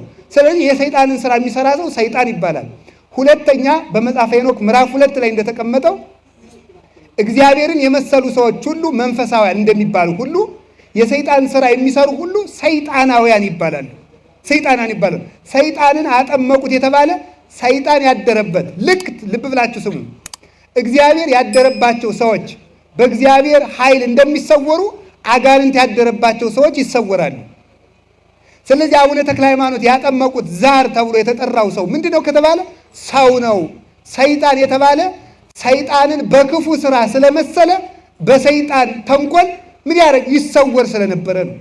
በሰይጣን ተንኮል ስለዚህ ምን ገረዙት። ገረዙት ማለት ሰይጣንነቱን አስለቀቁለት ማለት ነው። ቅዱስ ጳውሎስ ተናግሯል። ምን ብሎ ተናግሯል? ሮሜ ምዕራፍ 3 ላይ የልቡናችን ሸለፈት እንገረዝ ብሏል። አየው የልብህን ሸለፍ ጽላል የልብህን ሸንኮፍ ተገዘር ያለው አሪያ ልብህን ልትቀደድ ነው። መገዘር የተባለ ተንኮል ነው። መገረዝ የተባለ አቡነ ተክለ ሃይማኖት ገዘሩት የተባለ ተንኮሉን አስለቀቁለት፣ ክፋቱን አስተውል ወደ ሰውነት መለሱት ማለት ነው። ሰው አረጉት፣ ከክርስቶስ ጋር አገናኙት። ሰይጣን እንዴት ይጠመቃል?